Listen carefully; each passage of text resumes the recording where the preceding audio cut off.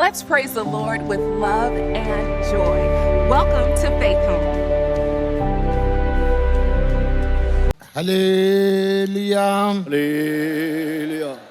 யாவரும் உட்காருங்கள். అందరం కూర్చుందాం. Let's be seated. தேவனுடைய பரிசுத்த நாமம் மகிமைப்படுவதாக. May God's holy name be glorified. దేవుని పరిశుద్ధ నామము మహిమపరచబడును గాక. உபாகமம் 17ஆம் அதிகாரம் 16ஆம் வசனத்திலிருந்து 20ஆம் வசனம் முடிய வாசிப்போம். Deuteronomy chapter 17 verse 16 to 20. ద్వితీయోపదేశ కాండము 17వ అధ్యాయం 16వ వాక్యము నుండి 20వ వాక్యం వరకు చదువుకుందాం.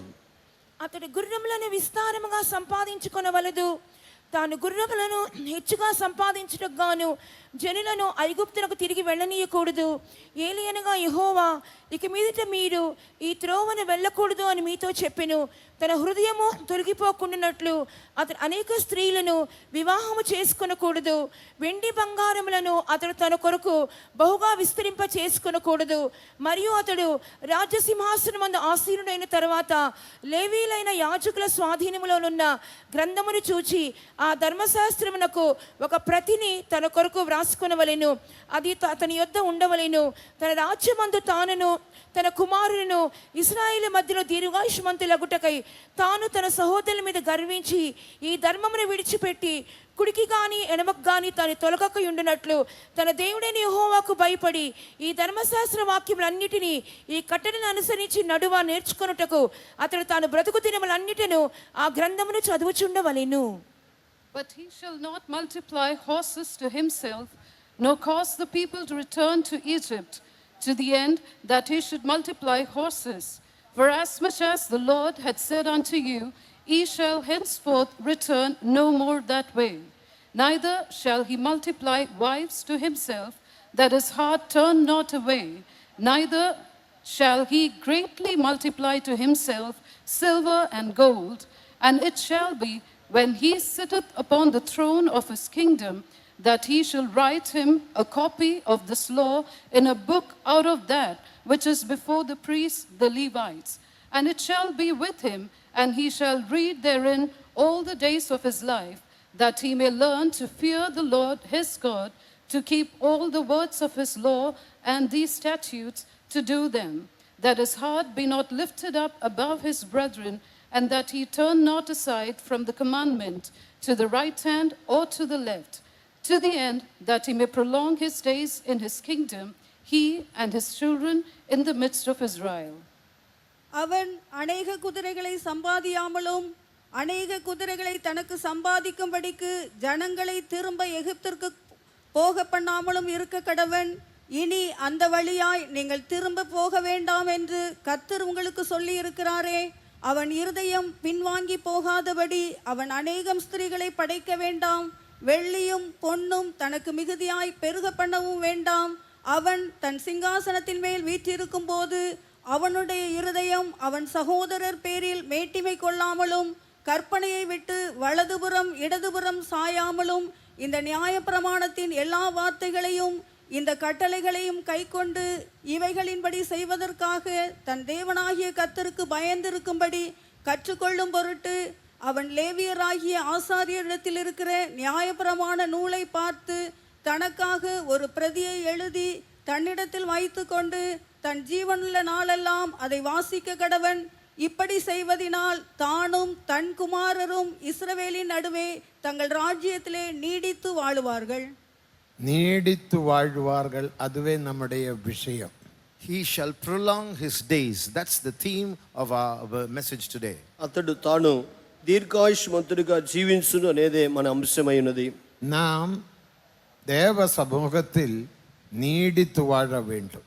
We have to prolong or stay long in God's presence. మనము దేవుని సన్నిధానంలో దీర్ఘాయుష్ గలవారుగా మనము జీవించవలెను. 3 யோவான் 2ஆம் வசனத்தை நாம் வாசிக்கும்போது, பிரியமானவனே உன் ஆத்துமா வாழ்கிறது போல எல்லாவற்றிலேயும் வாழ்ந்து நீ சுகமாயிருக்க வேண்டும் என்று நாம் வாசிக்கிறோம். In 3 John verse 2 we read, beloved, I would that you would be prosperous and in good health above all things, even as your soul prospereth. 3వ యోహాను 2వ వాక్యమందు, ప్రియుడా నీ ఆత్మ వర్ధిల్చున్న ప్రకారము నీవు అన్ని విషయములను వర్ధిల్చు సౌఖ్యము కొండవలనని ప్రార్థించుచున్నానని చెప్పుచున్నాడు. நீடித்து வாழ வேண்டுமானால் வாசிக்கப்பட்டதான பகுதியில் 7 காரியங்களை குறித்து நாம் வாசித்தோம்.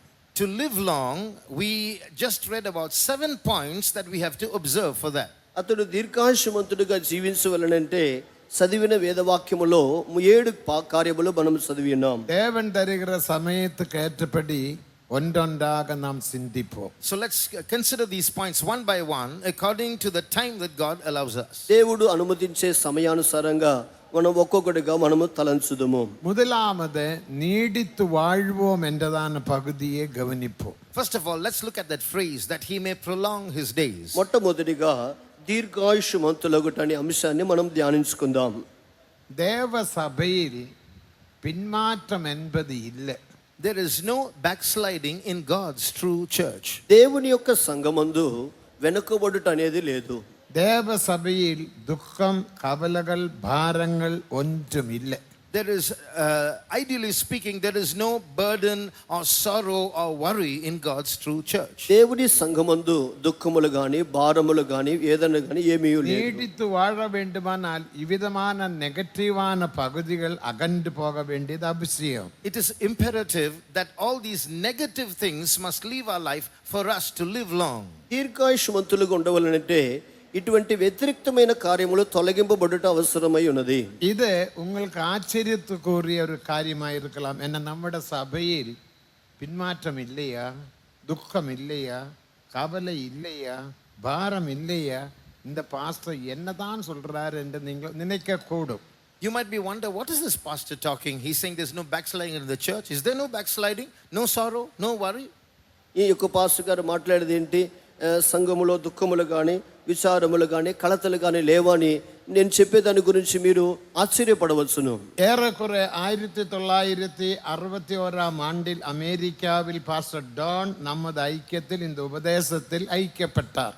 Around the year 1961 in the USA, one of our pastors, Pastor Don, joined this fellowship. దాదాపుగా 1961 సంవత్సరం ముందు ఈ మన సంఘమందు అమెరికా దేశంలో యుఎస్ఏలో పాస్టర్ డాన్ గారు మన సంఘమునకు ఐక్యపడి ఉన్నారు. பாஸ்டர் ஏசி தோமஸ் அவர்கள் அமெரிக்காவில் ஊழியம் செய்து வந்தார். At that time, our pastor, Pastor A.C. Thomas, was serving in the US. ఆ దినములందు పాస్టర్ ఏసీ థామస్ గారు అమెరికాలో సేవ சில చేస్తున్నారు. நாட்களுக்கு பிறகு After a few days, కొన్ని దినములకు తర్వాత pastor Don pastor A C Thomas கிட்ட ஒரு கேள்வியை கேட்டார். Pastor Don asked Pastor A.C. Thomas a question. Pastor Don గారు పాస్టర్ ఏసీ థామస్ గారి దగ్గర ఒక ప్రశ్న பாஸ்டர், అడిగాడు. நீங்க அடிக்கடி மகிமையுள்ள சபை, மேன்மையான சபை, சமாதானமுள்ள சபை என்று சொல்றீங்களே, அது உண்மையா? நமது சபையில் எவ்வளவு பிரச்சனைகள், எவ்வளவு போராட்டங்கள் இருக்கிறது. அப்படிப்பட்ட பிரச்சனைகள் வைத்து எப்படி நீங்கள் நமது சபை மகிமையுள்ள சபை என்று சொல்லலாம் என்று ஒரு கேள்வியை கேட்டார். You keep repeating this words in your sermon, glorious church, great church, peaceful church, but as practically speaking, are there no worries and burdens and problems in our church? ఎప్పుడు చూసినా మీరు సంఘము మహిమ కలిగినది, శ్రేష్టమైనది, సమాధానము గలదని ప్రసంగించుచున్నారు, కానీ మన సంఘములో ఎన్నో సమస్యలు ఉన్నాయని పాస్టర్ డాన్ గారి దగ్గర அவர் சொன்னார், நீங்க காண்கிற இந்த சபையில் பிரச்சனைகள் இருக்கலாம்.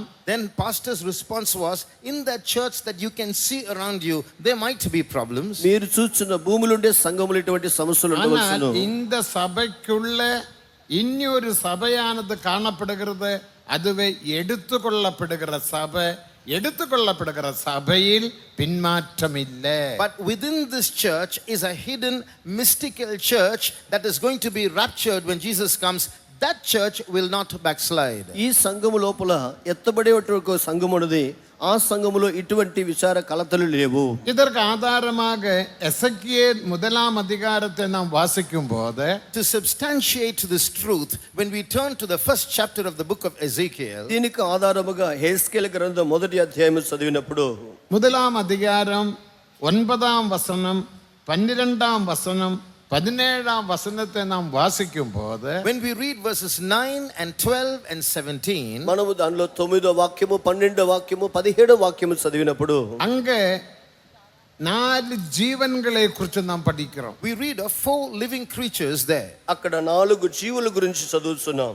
BC 586 ആണ്ടിൽ കേബാർ നദി അണ്ടയിൽ ജപിച്ചു കൊണ്ടിരിക്കുമ്പോൾ എസക്കിയാവുക്ക് ദേവൻ വെളിപ്പെടുത്തിയ ഒരു ദർശനം താൻ 4 ജീവൻകളിൻ ദർശനം. This vision of the 4 living creatures is a vision that God gave the prophet Ezekiel when he was praying on the banks of the river Kibar in the year 586 BC.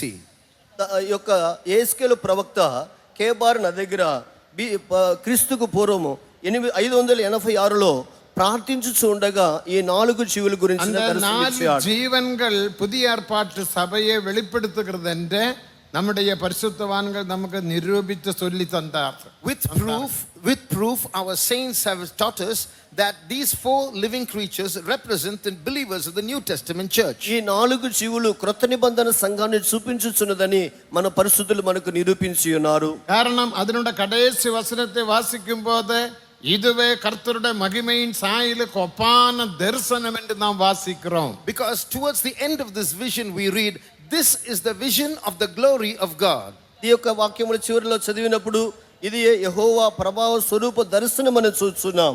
அந்த மகிமை என்பது புதிய ஏற்பாட்டு சபையின் மகிமையை வெளிப்படுத்துகிறது. That glory represents the glory of the New Testament church. ఆ తేజస్సు మహిమనేది క్రొత్త నిబంధన సంఘమును చూపుచున్నది. ఎఫెసీయర్ 5వ అధికారం 27వ వచనத்தை వాసిக்கும்போது when you read from Ephesians chapter 5 and verse 27, ఎఫెసీ 5వ అధ్యాయం 27వ వాక్యమును చదివినప్పుడు திரு முதலானது ஒன்றுமில்லாமல் பரிசுத்தமும் பிழையற்றதுமான மகிமையுள்ள சபைக்காக தம்மே தாமே ஒப்பு கொடுத்தார் என்று வாசிக்கிறோம். Jesus gave himself for a glorious church that has no spot or wrinkle or any such thing, but a church that is holy and without blemish. కళంకమైనను ముడతైనది లేనిదనిగా సంఘము పరిశుద్ధముగా మహిమగలది ఉండుటకై యేసు తన్ను అప్పగించున్నాడని మనం చదువుతున్నాం. வெளிப்படுத்துதல் 21వ అధికారం 10వ వచనத்தை వాసిக்கும்போது again reading from Revelation 21:10, తర్వాత ప్రకటన 21:10లో మనం చదివినప్పుడు கர்த்தருடைய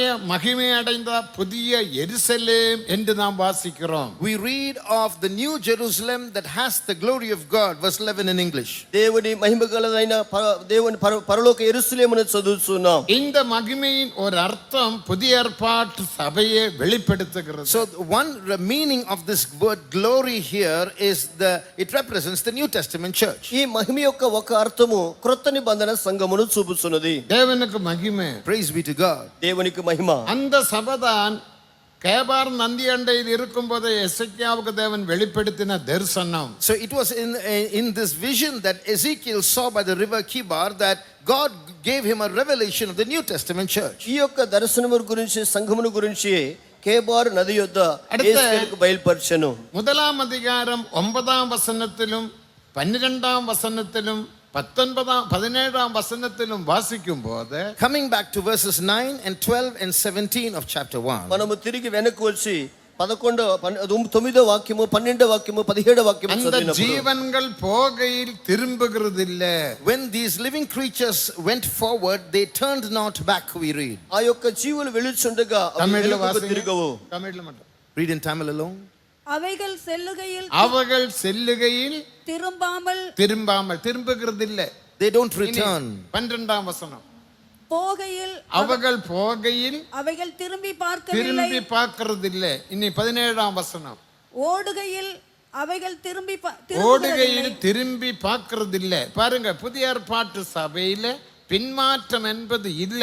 See, there is no turning back in the New Testament church. అవి వెనుకకు తిరుగు అని రాయబడినది. క్రొత్త నిబంధన సంఘములో వెనుకబాటుతనం లేదు. அப்ப நீங்க சொல்லலாம், நமது சபையில் ஏகப்பட்ட பின்மாற்றம், ஏகப்பட்ட பிரச்சனை, என்னோட வாழ்க்கையிலும் கூட எத்தனையோ பிரச்சனை என்று நீ சொல்லக்கூடும். You might argue, look at the number of problems that is taking place in the church. Even in my life there are so many problems. అట్లయితే మీరు చెప్పవచ్చు, మన సంఘములో విస్తారముగా వెనుకబాటుతనం ఉన్నది, నా జీవితంలో కూడా వెనుకబాటుతనము సమస్యలు ఉన్నవని మీరు చెప్పవచ్చును. இந்த சபைக்குள்ள இனி ஒரு சபையானது உருவாக்கப்பட வேண்டும். அதுதான் எடுத்துக்கொள்ளப்படுகிற சபை. In this church there is another church that is to be formed. That is the church that is going to be caught up. ఈ సంఘము లోపల ఇంకొక సంఘము రూపింపబడుచున్నది, అది ఎత్తబడేటువంటి సంఘము. நமக்கு ஒரு அருமையான பாஸ்டர் அடையாறில் இருந்தார், பாஸ்டர் சி ஜான் ஐயா அவர்கள் என்று சொல்லுவார்கள். We had a pastor called Pastor C. John who served in Adayar, affectionately called Ayya. మనకి పాస్టర్ అడియార్లో సేవ చేసినటువంటి పాస్టర్ సి జాన్ ఉన్నారు. ఆయనని அவர் అందరూ అయ్యగారు అని పిలుస్తారు. சிலோனில் பிறந்தவர். He was born in Sri Lanka. ఆయన సిలోన్లో పుట్టినవారు. கிட்டத்தட்ட 37 வருஷம் சென்னையில் ராயபுரத்திலும் அடையாறிலும் ஊழியம் He செய்தார்கள். served about 37 years in Rayapuram and Adayar in Chennai. దాదాపు రాయపురంలోను అడియార్లోను చెన్నై ప్రాంతంలో ఆయన அந்த సేవ ஐயா చేసి அவர்கள் அடிக்கடி சொல்லுவார்கள், That Ayya often said, అయ్యగారు అప్పుడప్పుడు చెప్పుదురు, இந்த சபையில் இனியொரு சபையானது உருவாக்கப்பட வேண்டும். காரணம், வெளிப்படுத்தினல் 12ஆம் அதிகாரத்தில் சூரியனை அணிந்த ஸ்திரீ, அந்த ஸ்திரீக்குள்ளே ஒரு ஆண் பிள்ளை உருவானது போல ஆண் பிள்ளை தான் எடுத்துக்கொள்ளப்படுகிற சபை. just as in the book of Revelation chapter 12 we read of a church, a woman, and within that woman is a man child that is formed. That man child is caught up. In the same way, there is a church within a church, and that church within will be caught up. ప్రకటన గ్రంథం 12వ అధ్యాయంలో స్త్రీలు ఒక మగ శిశువు ఎలాగ రూపింపబడుచున్నదో అలాగనే ఈ సంఘములో ఎత్తబడేటువంటి సంఘము రూపింపబడవలనని ఆయన అప్పుడప్పుడు బోధించారు. வெளிப்படுத்தினல் 12ஆம் அதிகாரம் 13ஆம் வசனத்தை வாசிக்கும் போது, When you read from Revelation 12:13, ప్రకటన గ్రంథం 12వ అధ్యాయం 13వ వాక్యం, ஆண் பிள்ளையை பெற்றெடுத்த ஸ்திரீயானவள் அவள் வனாந்தரத்துக்கு ஓடி போனார்கள். the woman that beget the man child ran to the wilderness. ఆ యొక్క మగ శిశువుని జన్మించిన స్త్రీ అరణ్యమునకు పారిపోయి ఉన్నది. அந்த ஸ்திரீயானவள் எடுத்துக்கொள்ளப்படவில்லை. That woman was not caught up. ఆ స్త్రీ ఎత్తబడలేదు. தேவனுக்கு மகிமை. Praise be to God. దేవునికి அந்த మహిమ. ஸ்திரீயானவள் புதிய ஏற்பாட்டு சபையை வெளிப்படுத்தினாலும் கூட அந்த சபைக்குள்ள இனியொரு சபையானது உருவாக்கப்பட்டது. அதுதான் ஆண் பிள்ளை. ஆண் பிள்ளையானது எடுத்துக்கொள்ளப்பட்டது. Although that woman represents the church, within her was a man child, which is the raptured church. స్త్రీ అనేది క్రొత్త నిబంధన సంఘమునకు సాదృశ్యంగా ఉన్నప్పటికీ ఆ స్త్రీలో ఒక మగ శిశువు ఉండినది, అదే సంఘం ఎత్తబడినది. ஆனபடினால் பரிசுத்தாவின் அபிஷேகம் பெற்றதான சபைக்குள்ள நம் மூன்றாக சபையை பிரிக்கலாம். That is why we can divide the spirit baptized church into 3 categories. అందువలన పరిశుద్ధాత్మ పొందిన సంఘమును 3 విధంగా భాగమించవచ్చు. 3 இடத்தில் நாம் வாசிக்கிறோம். You read about these 3 categories in 3 places in the scriptures. గ్రంథమందు 3 చోట్ల దీనిని గురించి చదువుతున్నాం. முதலாவது வெளிப்படுத்தினல் 12ஆம் அதிகாரத்தில் 5ஆம் வசனத்திலே ஆண் பிள்ளை எடுத்துக்கொள்ளப்பட்ட சபை, அதுக்கு A group என்று நாம் சொல்லலாம். First of all, in Revelation chapter 12 and verse 5, we read of the man child that is caught up when Jesus comes, which we will call as group A. మొట్టమొదటిగా ప్రకటన 12:5లో మగ శిశువు ఎత్తబడినది, వీరు మొదటి గుంపు వారు. இரண்டாவது அதே அதிகாரம் 17ஆம் வசனத்தில் சந்ததியில் மற்றவர்கள் என்ற ஒரு குரூப்பை பார்க்கிறோம். அதுதான் கைவிடப்பட்ட சபை, B group என்று நாம் சொல்லலாம். Then again in verse 17 of the same chapter, we read of a group called the remnant of her seed, which is the church that is left behind, which we call as group B. 12వ అధ్యాయం 17వ వాక్యమందు ఆమె సంతానము శేషించిన వారు అనేది వీరే రెండవ గుంపుకు చెందినవారు. C group என்பது 17ஆம் வசனத்திலே சந்ததி, அதுதான் C group. And then you see that word, the seed, which is group C in the church. 17వ వాక్యములో రెండో భాగంలో ఆమె సంతానము, వీరు C గ్రూప్. சபையில் A group, B group, C group என்ற 3 குரூப்பை நாம் பார்க்கலாம். So in the church itself you have 3 categories: group A, group B, group C. ఈ విధంగా సంఘములో ఏ గ్రూపు, బి గ్రూపు, సి గ్రూపుగా మనము చూడవచ్చును. அடுத்த தெளிவு மத்தேயு 25ஆம் அதிகாரத்தை வாசிக்கும் போது, The second clarification in Matthew chapter 25. రెండవ తేటగా మత్తయి సువార్త 25వ అధ్యాయం చదివినప్పుడు அங்க மணவாளனை எதிர்கொண்ட புறப்பட்டதான 10 கன்னிகைகளை குறித்து நாம் வாசிக்கிறோம். We read of 10 virgins which went forth to meet the bridegroom. అక్కడ పెండ్లి కుమారుని ఎదుర్కొంటకు పోయినటువంటి 10 మంది కన్నికల గురించి చూస్తున్నాం. அங்கே மணவாளன் என்று நாம் வாசிக்கிறோம். Although we read the word bridegroom in verse 1, వాక్యం 1 మందు పెండ్లి కుమారుడని చదువుతున్నాం. மணவாளன் என்று சொல்லும்போது அங்கே ஒரு மணவாட்டியையும் நாம் பார்க்கின்றோம். the moment the word bridegroom is mentioned, it's obvious that the bride is there as well. పెండ్లి కుమారుడంటే అక్కడ పెండ్లి కుమార్తెను మనం చూస్తున్నాం. காரணம், யோவான் எழுதின சுவிசேஷம் 3ஆம் அதிகாரம் 29ஆம் வசனத்தை வாசிக்கும் போது To prove this, when you read John chapter 3 and verse 29, యోహాను సువార్త 3వ అధ్యాయం 29వ వాక్యమును మనం చదివినప్పుడు மணவாட்டி உடையவனே மணவாளன். he that hath the bride is the bridegroom. పెండ్లి కుమార్తెను కలవాడే పెండ్లి కుమారుడు. தேவனுக்கு மகிமை. Praise be to God. దేవునికి మహిమ. மணவாளன் என்று சொன்னதினால் அங்கே ஒரு மணவாட்டி உண்டு. So the moment the word bridegroom is mentioned, the bride is there. అక్కడ పెండ్లి కుమారుడు ఉన్నాడంటే పెండ్లి కుమార్తె కలదు. அதான் ஏ group. That is group A. వారే ఏ గ్రూపు. அடுத்த 10 కన్యకகளை குறித்து వాసిக்கிறோம். Then we read of the 10 virgins in Matthew 25. దానికి తరువాత 10 మంది కన్యకల గురించి அதில் 5 கன்னிகை புத்தியுள்ள கன்னிகை, அது கைவிடப்பட்ட சபை, அது B group. Of them you see 5 virgins are wise. They are group B, the church that is left behind. 5 మంది బుద్ధిగల కన్యకలు వారు సేవింపబడినటువంటి సంఘము, వారు బి அடுத்த గ్రూప్. புத்தி இல்லாத 5 கன்னிகைகள், அதுதான் கைவிடப்பட்ட சபையிலே C group. And then we see 5 other virgins who are foolish virgins. They are the church that is left behind, group C. 5 కన్యకలు బుద్ధి లేని వారు వీరే చేయి విడవబడినటువంటి గ్రూప్ కు. மூன்றாவது தெளிவு நாம் பார்க்கும்போது The third proof, మూడవ గుంపు వారిని చూసినప్పుడు 50ஆம் சங்கீதத்தை நாம் வாசிக்கும் போது when you read Psalm 50, 50వ கீర్తనలో మనం చదివినప్పుడు 50ஆம் சங்கீதம் புதிய ஏற்பாட்டு சபையை குறித்துள்ள தீர்க்க தரிசன சங்கீதம் தான். the Psalm 50 is actually a prophecy about the New Testament church. 50వ కీర్తన కొత్త నిబంధన సంఘం యొక్క ప్రవచన కీర్తన.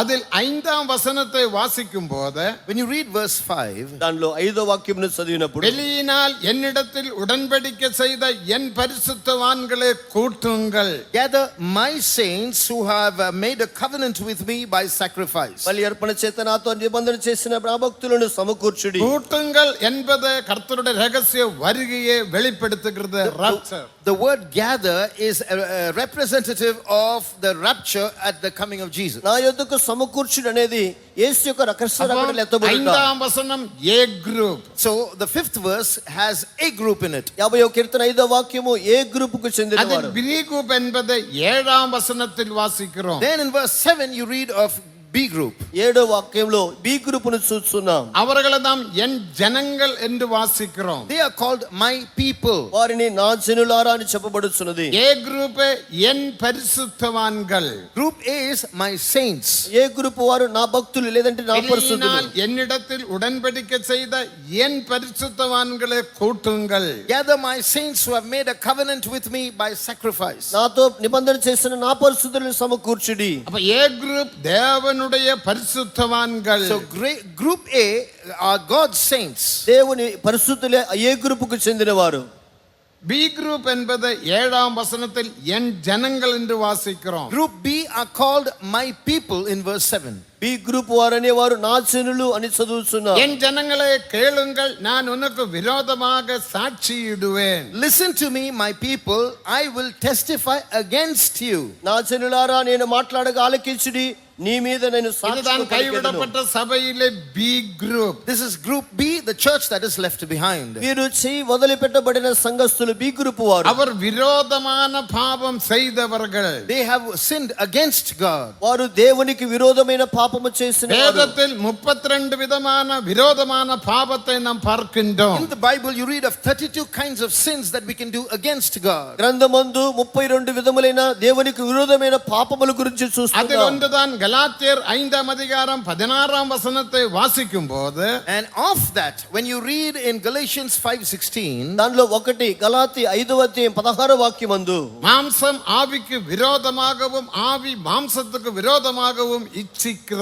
the flesh lusteth against the spirit and the spirit against the flesh. ఆత్మ శరీరమునకును శరీరం ఆత్మకు విరోధంగా ఒకదానికొకటి இப்படி అపేక్షించుచున్నది. விரோதமான 32 பாவங்களை நாம் வேதத்தில் வாசிக்கிறோம். Likewise, we read of 30 sins where you have this word against. ఈ విధముగా 32 పాపముల గురించి మనం వ్యతిరేకమైన இந்த పాపములు பாவங்கள் చదువుతున్నాం. அவருடைய வாழ்க்கையில் காணப்பட்டபடியினால் அவர்கள் கைவிடப்பட்டார்கள். These sins were found in group B. That's why they were left behind. ఈ పాపములు వారి జీవితంలో కనబడినవి గనుక వారు చేయి విడవబడి ఉన్నారు. முறுமுறுப்பு ஒரு விரோதமான பாவம். Murmuring has the word against in it. సనుగుట అనేది దేవునికి విరోధమైన పాపము. கசப்பு தேவனுக்கு விரோதமான விரோதமான பாவம். Bitterness is a sin against God. చేదు దేవునికి విరోధమైన పాపము. தேவனுக்கு மகிமை. Praise be to God. దేవునికి మహిమ.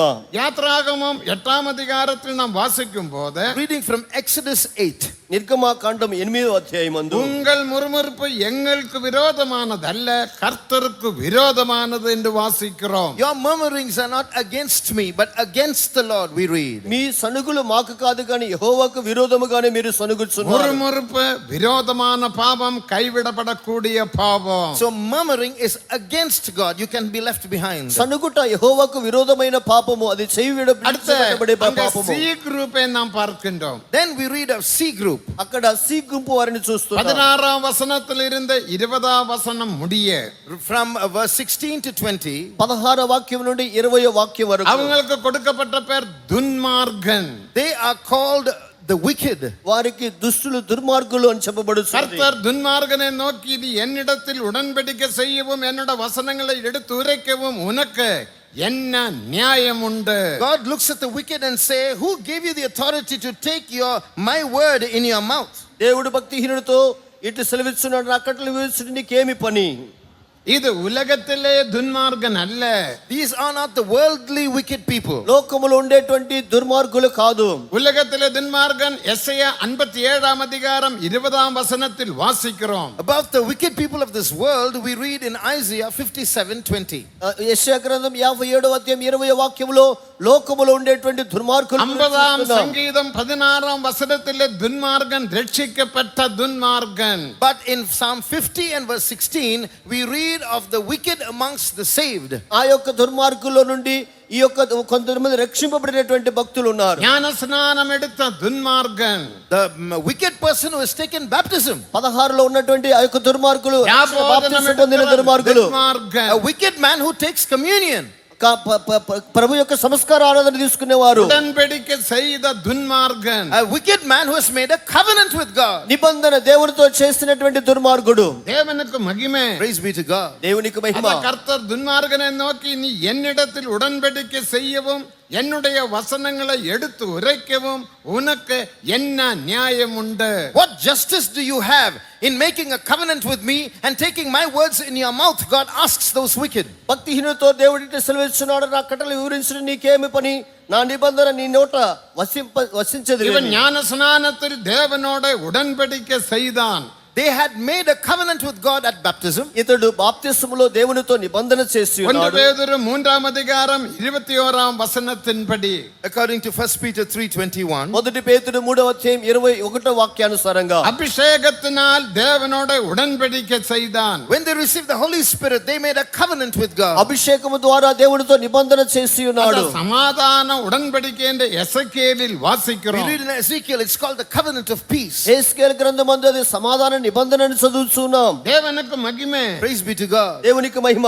சபையில் கல்யாணம் பண்ணும்போது சபை கல்யாணத்தில் நீ ஒரு உடன்படிக்கை செய்கிறாய். Even in a wedding, you are making a covenant during the wedding. వివాహ సమయములందు సంఘములో ఒక నిబంధన చేస్తున్నారు. அத தேவன் இணைத்ததை மனுஷன் பிரிக்காதிருக்க கடவன். That is why we read, what God had joined together, let not man put asunder. దేవుడు జతపరిచినది మనుషుడు వేరు చేయకూడదు. அவன் சபையில் விவாகம் செய்தவன். So he has made a wedding covenant in the church. అతడు సంఘములో వివాహము చేసుకున్నవాడు. தேவனுக்கு மகிமை. Praise be to God. దేవునికి మహిమ. அது ஊழியர்களையும் பார்க்கின்றோம். You may see them amongst servants of God also. దానిలో సేవకులను కూడా చూస్తున్నాం. எல்லா ஊழியர்களும் துன்மார்கனாக காணப்படுகின்றார்கள். Some servants of God are wicked. కొంతమంది సేవకులు కూడా దుర్మార్గులుగా ఉన్నారు. எசேயா 56 4-5 வசனங்களை படிக்கும் போது When you read from Isaiah 56 verses 4 and 5, యెషయా గ్రంథం 56 4-5 వాక్యములు அவன் చదివినప్పుడు தேவனிடத்தில் உடன்படிக்கை செய்தான். they have made a covenant with God. అతడు దేవుని యొద్ద నిబంధన చేసి ఉన్నాడు. ஊழியர்கள் தேவனிடத்தில் உடன்படிக்கை செய்தார்கள். Servants of God have made a covenant with God. దేవుని సేవకులు దేవుని యొద్ద నిబంధన చేసి ఉన్నారు. தேவனுக்கு மகிமை. Glory be to God. దేవునికి మహిమ. அப்ப இந்த துன்மார்கன் என்று சொல்லுகிறவன் உலகத்திலே துன்மார்கன் அல்ல என்று நீங்கள் விளங்கிக் கொள்ள So வேண்டும். the wicked mentioned in Psalm 50 are not the wicked people of this world. ఈ యొక్క కీర్తన 50లో ఉన్నటువంటి భక్తిహీనులు, లోకములో ఉన్నటువంటి దుర్మార్గులు இவன் భక్తిహీనులు எப்படி కాదు. துன்மார்கனாக மாற்றப்பட்டான்? How did they become wicked? ఏ విధముగా ఇతడు దుర్మార్గుడిగా భక్తిహీనుడిగా మారాడు? நீதிமொழிகள் 23ஆம் அதிகாரம் 7ஆம் வசனத்தை வாசிக்கும் போது Reading from Proverbs 23 verse 7. సామెతలు 23వ అధ్యాయం 7వ వాక్యము చదివినప్పుడు அவனுடைய இருதயத்தின் நினைவுகள் எப்படியோ அப்படியே அவன் இருக்கிறான். For as he thinketh in his heart, that is how he is. అతని హృదయ తలంపులు ఏ విధంగా ఉన్నవో అతడు అలాగనే ఉన్నాడు. அவனுடைய இருதயத்தின் நினைவுகள் எப்படியோ அப்படியே அவன் இருக்கிறான். His personality emerged from the inmost thoughts of his heart. అతని హృదయ తలంపులు ఎట్లున్నాయో అతడు అలాగూ ఉన్నాడు. நம்முடைய இருதயத்தின் நினைவுகள் எப்படி இருக்க வேண்டும்? How should the thoughts of our heart be? మన హృదయ తలంపులు ఏ విధంగా ఉండవలెను? மெய்யான நீதியிலும் பரிசுத்தத்திலும் தேவ சாயலாக சிருஷ்டிக்கப்பட்ட புதிய மனிதனை தரித்தவராக நாம் காணப்பட We வேண்டும். should be those who have put on the new man, which after God is created in righteousness and true holiness. యథార్థమైన నీతియు భక్తి కలిగినటువంటి దేవుని పోలిక సృష్టింపబడిన నవీన స్వభావం ధరించుకొని ఉండాలి. இந்த துன்மார்கன் செய்த 10 பாவங்களை நாம் சங்கீதத்தில் வாசிக்கிறோம். We read of 10 sins that this wicked men commit in Psalm ఈ 50. భక్తిహీనుడు చేసిన 10 పాపముల గురించి కీర్తనలో அவன் మనం చదువుతున్నాం. சுபாவம் எப்படியோ அப்படியே அவன் காணப்படுகிறான். He is as his character is. అతని స్వభావం ఎలాగున్నదో అలాగే అతడు కనబడుతున్నాడు. என்னென்ன சுபாவங்கள்? What character does he have? ఏమేమి స్వభావములు? 50ஆம் சங்கீதம் 17ஆம் வசனத்திலிருந்து கீழே வாசிக்கும் போது Psalm 50 verse 17 onwards. 50వ కీర్తన 17వ వాక్యం నుండి మనం చదివినప్పుడు முதலாவது அவன் சிட்சையை பகைக்கிறான். 1. He hated instruction. మొట్టమొదటిగా దిద్దుబాటును అసహ్యించుకొనుచున్నాడు. வாசி. சிற்சையை நீ பகைத்து சிட்சையை பகைக்கிறான். இங்க யாராவது சிட்சையை பகைக்கிறீர்களா? Any of you hate chastisement? ఎవరైనా శిక్షను అసహ్యించుకొనుచున్నారా? அடுத்த என்னுடைய வார்த்தைகளை பின்னாக எறிந்து போடுகிறாய். Secondly, you cast my words behind your back. రెండవదిగా నా మాటలు నీ వెనుక త్రోసివేసేదవు. தேவனுடைய வார்த்தைகள், தேவனுடைய ஆலோசனைகள், தேவனுடைய புத்திமதிகள் நீ பின்னால எறிந்து போடுகிறாயா? When God instructs you and counsels you, are you throwing it behind your back? దేవుని మాటలను దేవుని బుద్ధి మాటలను నీ వెనుక త్రోసివేయుచున్నావా? நீ நீ திருடனை காணும் போது அவனோட ஒருமித்து போகிறாய். When you saw a thief, you consented with him. నీవు దొంగను చూసినప్పుడు వానితో ఏకీభవించెదవు. ரகசிய பாவங்களை செய்து கொண்டிருக்கிறாய். You are indulging in secret sins. రహస్యమైన పాపములు చేయుచున్నావు. వ్యభిచారரோட உனக்கு பங்குண்டு. You participated with adulterers. వ్యభిచారులతో నీవు సాంగత్యము చేసేదవు. உன் வாயை நீ பொல்லாப்புக்கு திறக்கிறாய். You open your mouth for evil. కీడు చేయవలనని నీ నోరు తెరుచుచున్నావు. அடுத்து உன் நாவை நீ சர்ப்பனையே பிணைக்கிறாய். Your tongue frames deceit. నీ నాలుక కపటమును కల్పించుచున్నది. நீ உட்கார்ந்த உன் சகோதரனுக்கு விரோதமாக பேசுகிறாய். You sit down and slander your brother. నీవు కూర్చుండి నీ సహోదరుని మీద కొండెములు చెప్పుచున్నావు. சகோதரன் என்று சொன்னால் விசுவாசிகளுக்கு விரோதமாக நீ பேசுகிறாய். That means you are speaking against your fellow believers. సహోదరులంటే విశ్వాసులకు విరోధంగా మాట్లాడుతున్నావు. உன் தாய் மகனுக்கு விரோதமாக அவதூறு உண்டாக்குகிறாய். You are speaking slandering words against your mother's son. తల్లి కుమారుని మీద అపనిందలు మోపుచున్నావు. தாய் மகனார் தேவ ஊழியர்கள். This represents the servant of God, mother's son. తల్లి కుమారులు అనగా దేవుని సేవకులు. சகோதரங்களுக்கும் விசுவாசிகளுக்கும் ஊழியர்களுக்கும் விரோதமாக பேசிக் கொண்டிருக்கிறான். You are speaking so many things against believers and servants of God. ఇతడు దేవుని సేవకులకు విశ్వాసులకు విరోధముగా అనేక కార్యములు మాట్లాడుచున్నాడు.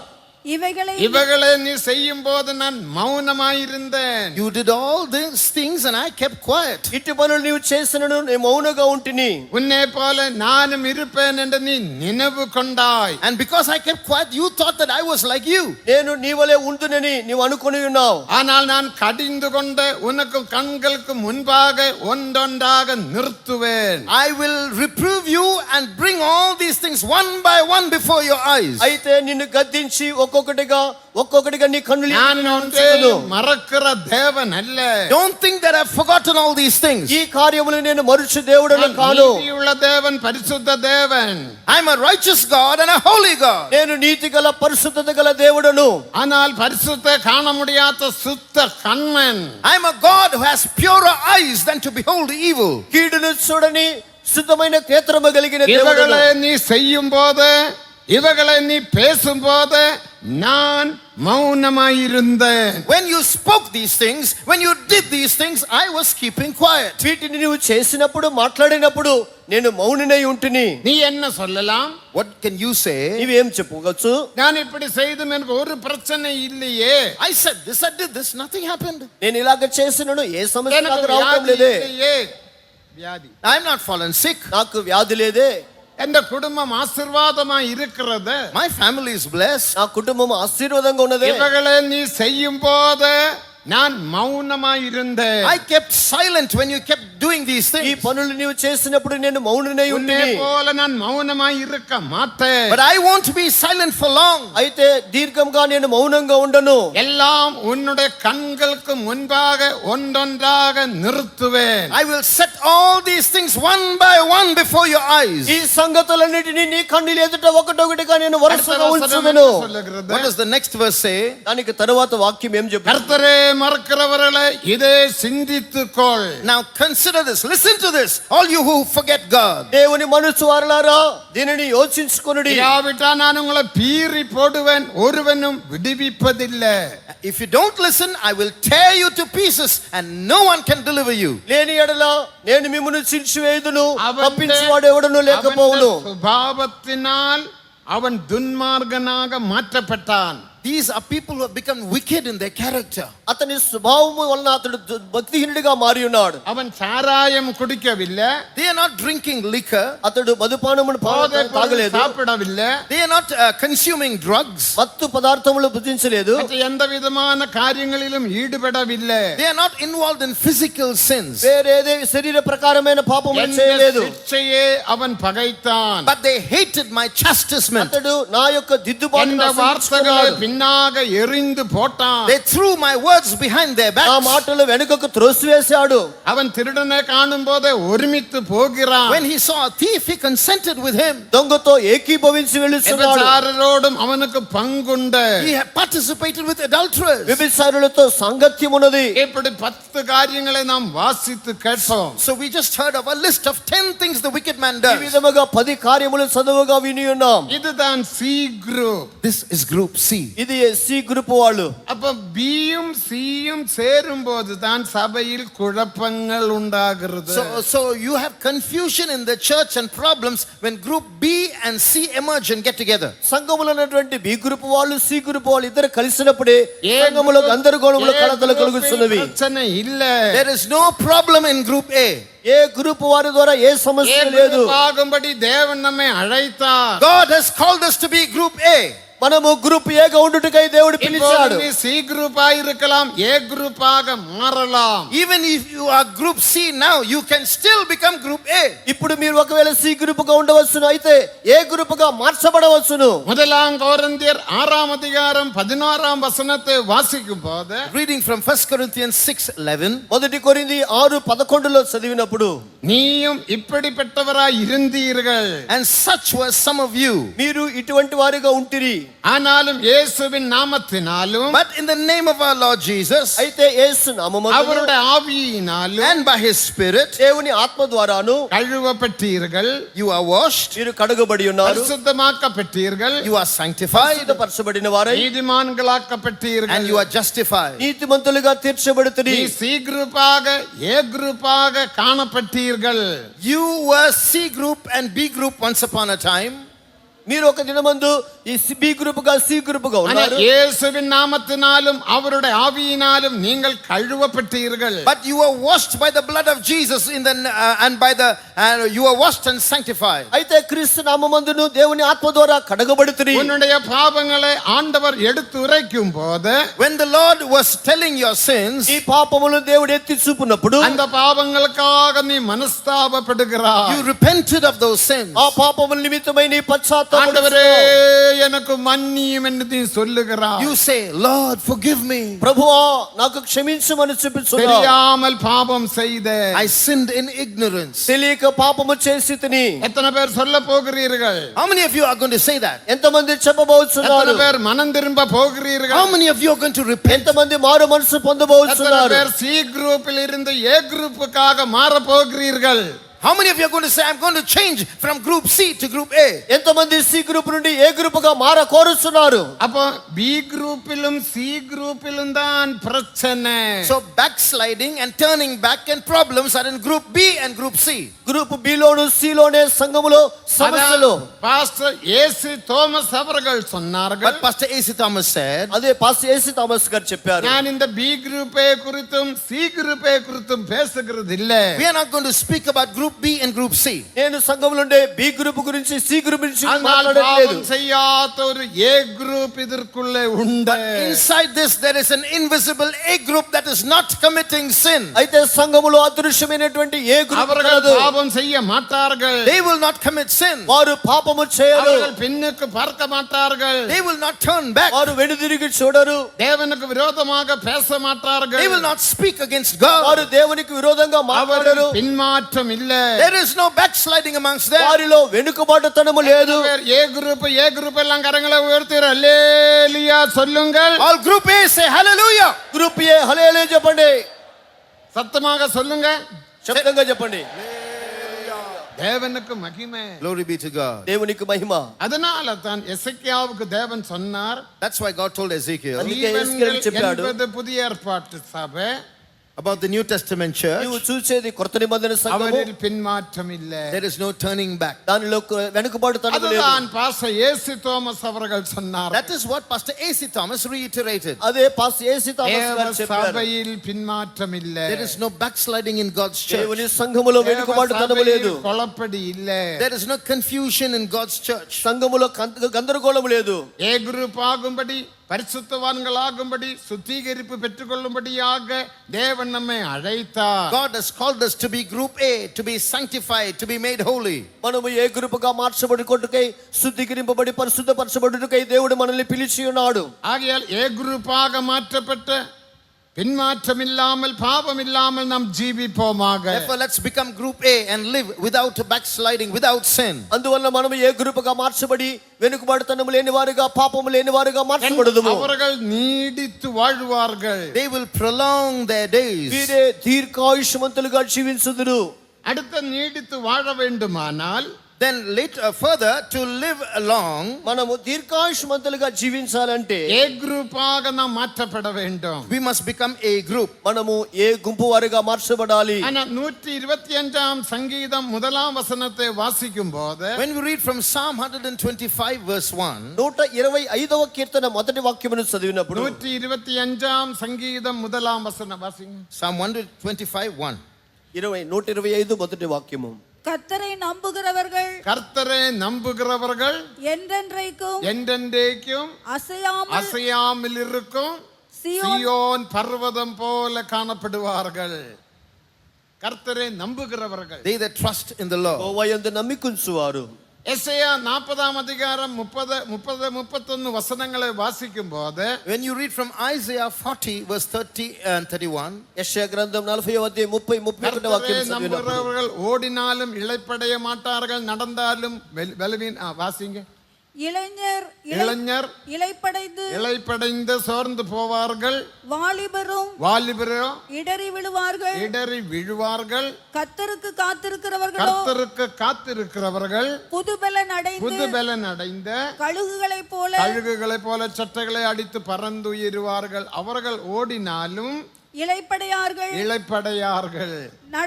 அவர்கள் நடந்தாலும் சோர்ந்து போகாது. பாத்தீங்களா?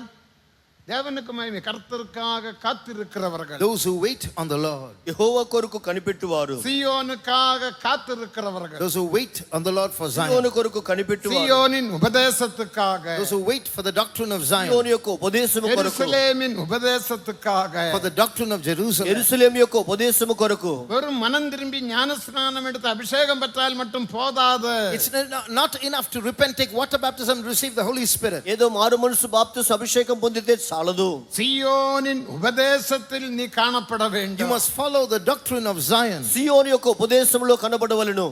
எபிரேயர் 12ஆம் அதிகாரம் 22ஆம் வசனத்தை வாசிக்கும் போது, Reading from Hebrews chapter 12 and read verse 22. ఎబ్రీ 12వ అధ్యాయం 22వ వాక్యమును చదివినప్పుడు, அவர்களை பரம எருசலேமிற்கும் சீயோனிடத்திற்கும் அவர்கள் வந்து சேர்ந்தார்கள். Ye are come to Mount Zion, to the heavenly Jerusalem. ఇప్పుడైతే సియోను కొండకు పరమ యెరూషలేముకు వచ్చి చేరి ఉన్నారు. அபிஷேகம் பெற்ற எபிரேய விசுவாசிகள், The Hebrew believers who had received the Holy Spirit అభిషేకం పొందినటువంటి హెబ్రీ విశ్వాసులు பரம எருசலேமினிடத்திலும் சீயோனிடத்துக்கும் வந்து சேர்ந்தார்கள். arrived at Mount Zion and the heavenly Jerusalem. వారు పరలోకపు యెరూషలేముకు సియోను కొండకు వచ్చి చేరి நாமும் ఉన్నారు. சீயோனில் எருசலேமில் வந்து சேர வேண்டும். So we have to come to Mount Zion and heavenly Jerusalem. మనము పరలోక యెరూషలేముకు நீ సియోనుకు వచ్చి நீடித்து வாழ చేరవలెను. வேண்டுமானால், For you to prolong your days, నీవు దీర్ఘాయుష్మంతుడిగా జీవించాలంటే, மாற்றத்தில் போகாமல் இருக்க வேண்டுமானால், to avoid backsliding, వెనుకబాటుకు పోకుండా ఉండాలంటే, பின்மாற்றம் முன்னே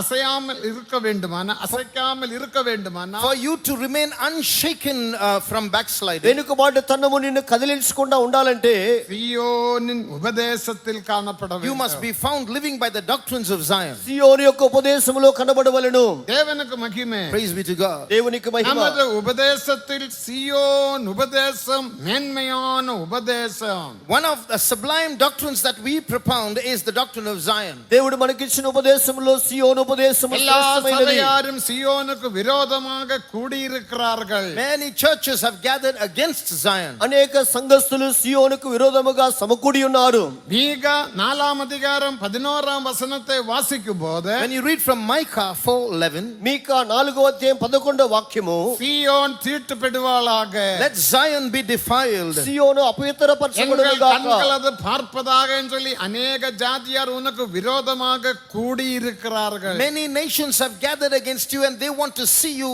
defiled. అన్ని జనులు అనేకులు అది చూసుటకు సమకూడి ఉన్నారు. சீயோன் தீட்டுப்பட வேண்டும். Zion should be defiled. సియోను అపవిత్రపరచబడవలెను. சீயோன் அழிக்கப்பட வேண்டும். Zion should be smitten. సియోను నశింపబడాలి. 1923ஆம் ஆண்டில், In the year 1923, 1923వ సంవత్సరమందు 104 வருடமாய் விட்டது. it's now 104 years past that, 104 సంవత్సరములైనది. நமது சபையை தேவன் ஆரம்பித்தார். God founded our church. ప్రభు మన సంఘమును ప్రారంభించినాడు.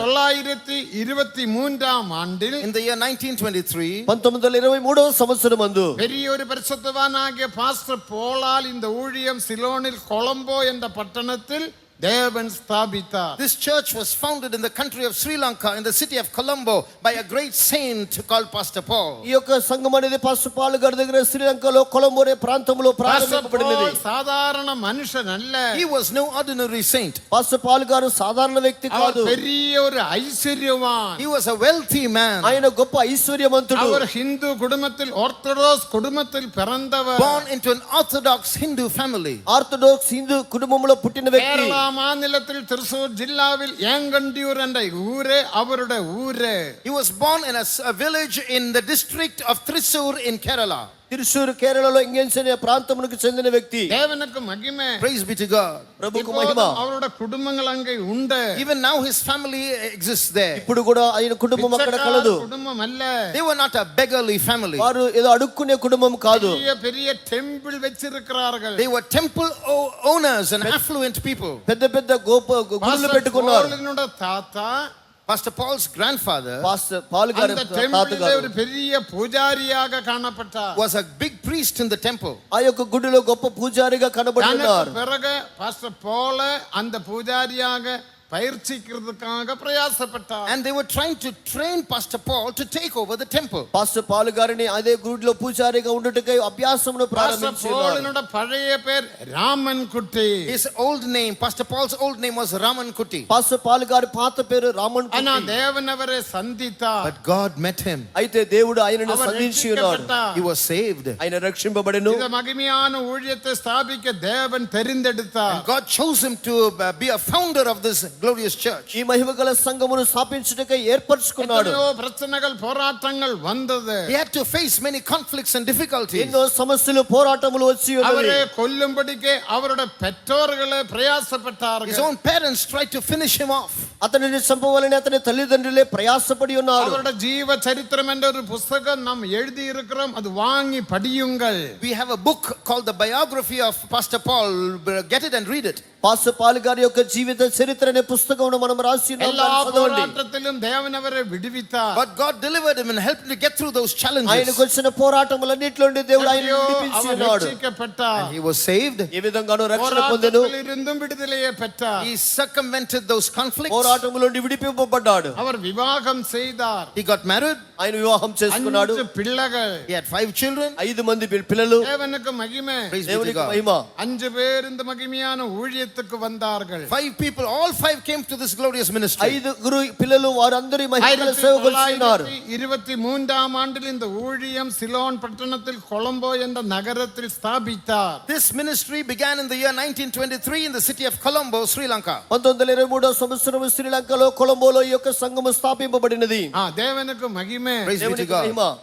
தேவன் இந்த ஊழியத்தை இம்மட்டும் பாதுகாத்தார். God has preserved this ministry till now. దేవుడి యొక్క సేవను ఇంతవరకు కాపాడి அந்த ఉన్నాడు. காலம் துவங்கி இந்த ஊழியத்தை அழிக்கும்படி பலரும் பிரயாசப்பட்டார்கள். From that year till today, many people and groups have tried to destroy this ministry. ఆ యొక్క దినం నుండి ఈ దినం వరకు ఈ సంఘమును నాశనం చేయాలని అనేకులు పలు విధములుగా ప్రయాసపడ్డారు. முடியாத பிரச்சனைகள், Untold difficulties. చెప్ప సఖ్యము కాని సమస్యలు. எന്റെ அறிவின்படி 7 பெரிய யுத்தங்கள் நமக்கு நேரிட்டது. According to my knowledge, our church has encountered 7 major battles. నా యొక్క జ్ఞానానుసారంగా దాదాపుగా 7 యుద్ధములు మన సంఘము ஆனா தேவன் సంధించినది. பாதுகாத்தார். But God preserved us. అయితే దేవుడు కాపాడి ఉన్నాడు. சீயோன் தீட்டுப்பட வேண்டும். Zion should be defiled. సియోను అపవిత్రపరచబడవలెను. சீயோன் உபதேசம் அழிந்து போக The வேண்டும். doctrine of Zion should be destroyed. సియోను యొక్క ఉపదేశము నశింపబడవలెను. அதற்காக அநேக ஜாதியார் உனக்கு விரோதமாக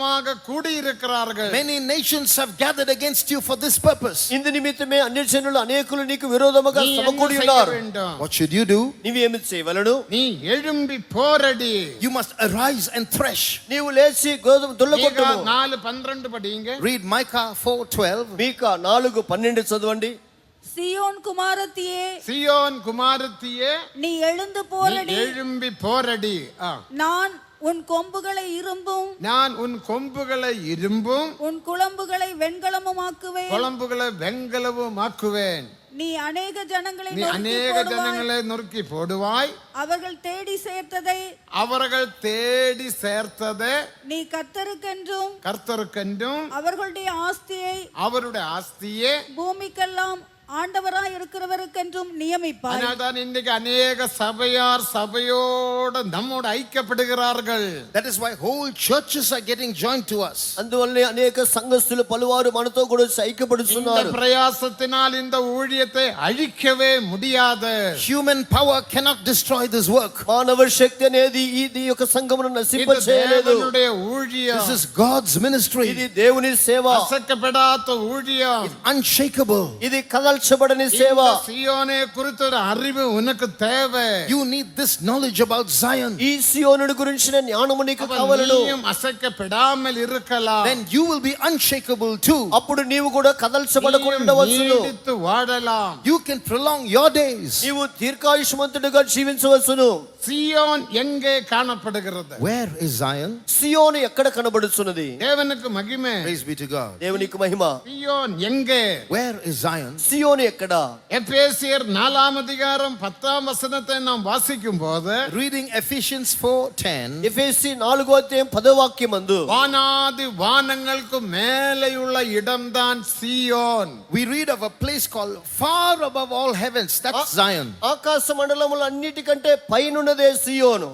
வானாதி வானங்களுக்கு மேலேயுள்ள இடம். Far above the heaven of heavens. ఆకాశ మండలములు అన్నిటికి పైనున్నదే సియోను. சந்திர மண்டலத்துக்கு மேலே, சூரிய மண்டலத்துக்கு மேலே, நட்சத்திர மண்டலத்துக்கு மேலேயுள்ள இடமே Zion. Above the moon, above the sun, above every star is Zion. చంద్ర మండలము, సూర్య మండలము, నక్షత్ర మండలములు అన్నిటికి పైనున్నదే సియోను. தேவனுக்கு மகிமை. Glory be to God. దేవునికి మహిమ. இது ஒரு கதை அல்ல. We are not just telling you some fables. ఇది ఏదో ఒక కథ కాదు. இது உண்மையான சத்தியம். This is truth. ఇది నిజమైన సత్యము. அந்த சியோனில், In that Zion, ఆ సియోనులో தேவாதி தேவனும் குமாரனாம் தேவனும் தங்கி இருக்கிறார். God of gods and God the Son reside. దేవాతి దేవుడు ఆయన కుమారుడు అక్కడ నివసిస్తున్నారు. 132ஆம் சங்கீதம் 13 14 வசனங்களை வாசித்து பாருங்கள். Reading from Psalm 132 verse 13 and 14. 132వ కీర్తన 13 14 వాక్యములు చదవండి. கர்த்தர் சியோனை தெரிந்து கொண்டு தமது வாசஸ்தலமாக விரும்பினார். God has chosen Zion and desired it for his habitation. సియోనును దేవుడు కోరుకొని అక్కడ నివాస స్థలముగా చేసుకొని இங்கே ఉన్నాడు. நான் என்றென்றைக்கும் வாசம் பண்ணுவேன். Here will I dwell forever. ఇక్కడనే నేను నిత్యము నివసించుదును. இந்த சியோனை தேவன் விரும்பினார். God desired this Zion. ఈ సియోనును దేవుడు కోరుకొని பரலோக ఉన్నాడు. சியோனை தேவன் விரும்பினார். God has desired this Zion. దేవుడు సియోనును కోరుకొని ఉన్నాడు. அங்கே அவர் வாசமாய் இருக்கிறார். And he dwells there. ఆయన అక్కడ నివాసము చేయుచున్నాడు. தேவாதி தேவன் மட்டுமல்ல, Not just the God of gods. దేవాతి దేవుడు మాత్రమే కాదు. வெளிப்படுத்தினர் 14ஆம் அதிகாரம் 1ஆம் வசனத்தை வாசிக்கும் போது Reading from Revelation 14:1. ప్రకటన 14వ అధ్యాయం మొదటి వాక్యము చదివినప్పుడు பிதாவினுடைய நாமமும் குமாரனுடைய நாமமும் நெற்றியில் தரிக்கப்பட்டவரான 144,000 பேரும் அந்த சியோன் மலையில் நிற்க கண்டேன். I saw 1,44,000 people standing with God the Father and the Son on Mount Zion. అక్కడ 144,000 మంది తండ్రి నామమును కుమారుని నామము లిఖింపబడినటువంటి వారిగా గొర్రెపిల్లతో కూడా సియోను పర్వతం మీద నిలబడి చూచుచుని 144,000 பிரதிஷ்டிக்கப்பட்ட ஊழியர்கள் அங்கே காணப்படுவார்கள். So 144,000 consecrated servants of God will be found there. 144,000 మంది ప్రతిష్ఠింపబడిన సేవకులు అక్కడ ఉందురు. தேவனுக்கு மகிமை. Praise be to God. దేవునికి మహిమ. அதுவே தேவாதி தேவனுடைய நகரம். That is God's own city. అదే దేవాతి దేవుని యొక్క సొంత నగరము. 48ஆம் சங்கீதம் 2ஆம் வசனத்தை வாசிக்கும் போது Reading verse 2 of Psalm 48. 40వ కీర్తన 2వ వాక్యమును చదివినప్పుడు வடதிசையில் உள்ள சியோன் பர்வதம் அடிப்பமான ஸ்தானமும் சர்வ பூமியின் மகிழ்ச்சியுமாயிருக்கிறது. இதுவே மகாராஜாவின் நகரம். Beautiful for situation, the joy of the whole earth is Mount Zion on the sides of the north, the city of the great king. అదే ఉత్తర దిక్కునటువంటి దేవుని యొక్క మహారాజు యొక్క నగరము అయ్యున్నది. அது பெரிய ஒரு நகரம். It's a huge city. అది గొప్ప పట్టణమై ఉన్నది. தேவனுக்கு மகிமை. Praise be to God. దేవునికి మహిమ. அதுவே கர்த்தருடைய சந்நிதி. It is God's presence. అదే దేవుని యొక్క సన్నిధానము. 84ஆம் சங்கீதம் 7ஆம் வசனத்தில் வாசிக்கிறோம். You read that in Psalm 84 verse 7. 84వ కీర్తన 7వ వాక్యములో அவர் చదువుతున్నాం. பலத்தின் மேல் பலனடைந்த சியோனில் தேவனுடைய சந்நிதியில் வந்து சேர்ந்தார்கள். They go from strength to strength and will appear in Zion before God. వారు నానటికి బలాభివృద్ధి నుండి సియోనులో దేవుని సన్నిధానంలో పోయి చేరుచున్నారు. அந்த சியோனில் இயேசு கிறிஸ்து உயிர்த்தெழுந்த இயேசு கிறிஸ்து மூலக்கல்லாக மாற்றப்பட்டார். The resurrected Jesus has become the cornerstone in that Zion. ఆ సియోనులో పునరుత్థానం చెందిన యేసు మూలరాయిగా మార్చబడి ఉన్నాడు. ஏசாயா 28:16ஆம் வசனத்தில் வாசிக்கிறோம். வாசிங்க. You read that in Isaiah 28:16. యెషయా గ్రంథం 28:11లో చదువుతున్నాం. இன்னொரு கதை அல்ல. We are not just telling you some stories. ఇది ఒక ఏదో కథ మేము చెప్పుట లేదు. தேவனுக்கு மகிமை. Praise be to God. దేవునికి మహిమ. இதற்கு விரோதமாக நீ பேசலாகாத. Don't speak against this. దీనికి విరోధంగా నీవు మాట్లాడవద్దు. இந்த సత్యத்தை நீ விளங்காவிட்டால், If you do not understand this truth, ఈ సత్యము నీకు అర్థం కాకపోతే முழங்கால் படியிட்டு பரிசுத்த ஆவியோடு ஜெபியுங்கள். you pray in the spirit and study these truths. మోకరించి ప్రార్థించి పరిశుద్ధ పరిశుద్ధాత్మ దగ్గర నేర్చుకోండి. பரிசுத்தாவியானவர் நல்ல போதகராக இருந்து உன்னை போதிப்பார். The Holy Spirit will be a good teacher and teach you. పరిశుద్ధాత్మ దేవుడు మంచి బోధకుడిగా ఉండి నీకు బోధించును. நீ நடக்க வேண்டிய வழியை நான் உனக்கு போதித்து உன்னை நடத்துவேன். I will instruct you and teach you in the way in which you should go. నీవు నడవలసిన మార్గము నీకు బోధించి నడుపుదును. அந்த சியோனில் இயேசு கிறிஸ்து மூலக்கல்லாக மாற்றப்பட்டார். Jesus Christ has become the cornerstone in that Zion. ఆ సియోనులో యేసు మూలరాయిగా మార్చబడి ఉన్నాడు. பரீட்சிக்கப்பட்டதும் ஆதலால் கர்த்தராகிய ஆண்டவர் உரைக்கிறதாவது, இதோ அஸ்திவாரமாக ஒரு கல்லை அஸ்திவாரமாக ஒரு கல்லை நான் சீயோனிலே வைக்கிறேன். அது பரீட்சிக்கப்பட்டதும் விலையேறப்பெற்றதும் திட அஸ்திவாரமும் உள்ள மூளைக்கல்லாயிருக்கும். விசுவாசிக்கிறவன் பதறான். தேவனுக்கு மகிமை. Glory be to God. దేవునికి మహిమ. அவிதமாக புதிய ஏற்பாட்டு சபையை எருசலேமில் தேவன் ஸ்தாபித்தார். This is how God has established the New Testament church in Jerusalem. ఈ విధముగా దేవుడు కృత నిబంధన సంఘమును యెరూషలేమును స్థాపించి ఉన్నాడు. சபையோட மூலக்கல்லு தான் இயேசு கிறிஸ்து. Jesus Christ being the chief cornerstone of the church. సంఘం యొక్క మూలరాయే యేసు ప్రభువు. எபேசியர் 2 அதிகாரம் 19-20 வசனங்கள் வாசிக்கும் போது Reading from Ephesians chapter 2 verses 19 and 20. ఎఫెసీ 2వ అధ్యాయం 19-20 వాక్యములో மூலக்கல்லாயிருக்க அப்போஸ்தலர்கள் தீர்க்கதரிசிகள் என்ற அஸ்திவாரத்தின் மேல் ஜீவனுள்ள கற்களாக தேவன் நம்மை கட்டி ஒரு மாளிகையாக வீடாக தேவன் மாற்றுகிறார். He has made us into a building that are built upon the foundations of the apostles and prophets, Jesus Christ himself being the chief cornerstone. యేసుక్రీస్తు ముఖ్యమైన మూలరాయి ఉండగా దాని మీద మనల్ని అపోస్తల పునాదుల మీద మనల్ని దేవుడు జీవముగల రాళ్ళుగా కట్టి లేపుస్తున్నాడు. இந்த சியோனை குறித்த ஒரு வெளிப்படுத்தலை நீ பெற்றுக்கொள்ள வேண்டும். You must receive a proper revelation about this Zion. ఈ సియోనుడి గురించిన సరైన ప్రకటనను నీవు పొందుకొనవలెను. వాడலாம். Then you can prolong your days. అట్లయినట్లయితే దీర్ఘాయుష్మంతులుగా జీవించవలెను. సియోన్ పర్వతం పోల కాణப்படுவார்கள். They that trust in the Lord will be like Mount Zion. యెహోవా యందు నమ్మికుంచు వారు కదల్చబడిన సియోనుగా ఉందురు. இந்த உபதேசத்தை நீ நம்பாவிட்டால், if you do not trust this doctrine, ఈ ఉపదేశమును నీవు నమ్మకపోతే, பின்னாக எறிந்து போட்டால், and you just throw it behind your back, దీనిని నీ వెనుకకు త్రోసివేస్తే வாழ்க்கையில் பலவிதமான பாப சுபாவங்கள் உருவாக்கப்படும். you will have to struggle with certain sins in your life. నీ జీవితమందు పలు విధములైన పాప స్వభావములు రూపొందబడును. எடுத்து வாழ வேண்டுமானால், But for you to live long, అయితే దీర్ఘాయుష్మంతులుగా ఉండవలనంటే ஒன்று பாவமில்லாத ஒரு ஜீவியம் நாம் செய்ய வேண்டும். பின்மாற்றமில்லாத ஜீவியம். you have to live a life without sin, a life without backsliding. ఒకటి వెనుకబాటు లేకుండా పాపము లేని జీవితమును చేయవలెను. சியோனை குறித்துள்ள அறிவில் காணப்பட வேண்டும். Then you should have this knowledge of Zion. రెండవదిగా సియోనుని గురించిన జ్ఞానము గల వారు ఉండవలెను. வசனங்களை நாம் கவனிக்கும் போது, When you look at these verses, చదివిన వాక్యములు గమనించినప్పుడు அநேக குதிரைகளை அவர் படைக்கும்படி எகிப்துக்கு போகலாகாது. you should not go to Egypt to multiply horses. ప్రారంభ వాక్యం 17 ద్వితీయోపదేశకాండములో అనేక గుర్రములు సంపాదించుకున్నట్టుగా ఐగుప్తుకు పోకూడదు. குதிரைகள் என்று சொல்லுவது, Speaking of horses, గుర్రం అంటే அது யுத்தத்துக்காக பாவிக்கிற ஒரு மிருகம்தான். it's a vehicle used in battle. అది యుద్ధము నిమిత్తమై ఉపయోగించేటువంటి ఒక நமக்கு ஒரு జంతువు. யுத்தம் உண்டு. We have a battle. మనకు ఒక యుద్ధము కలదు. ஆனால் குதிரைகளோட உதவி நாம் நேடக்கூடாது, But நாடக்கூடாது. we should not use the assistance of horses. అయితే గుర్రముల యొక్క సహాయం குதிரைகளோட உதவியை நாடுகிறதை விருதா என்று வாசிக்கிறோம். It is vain for us to put our trust in horses, we read. గుర్రముల యొక్క సహాయమును వెతుకుట వ్యర్థమని చదువుతున్నాం. தேவனுக்கு மகிமை. Glory be to God. దేవునికి మహిమ.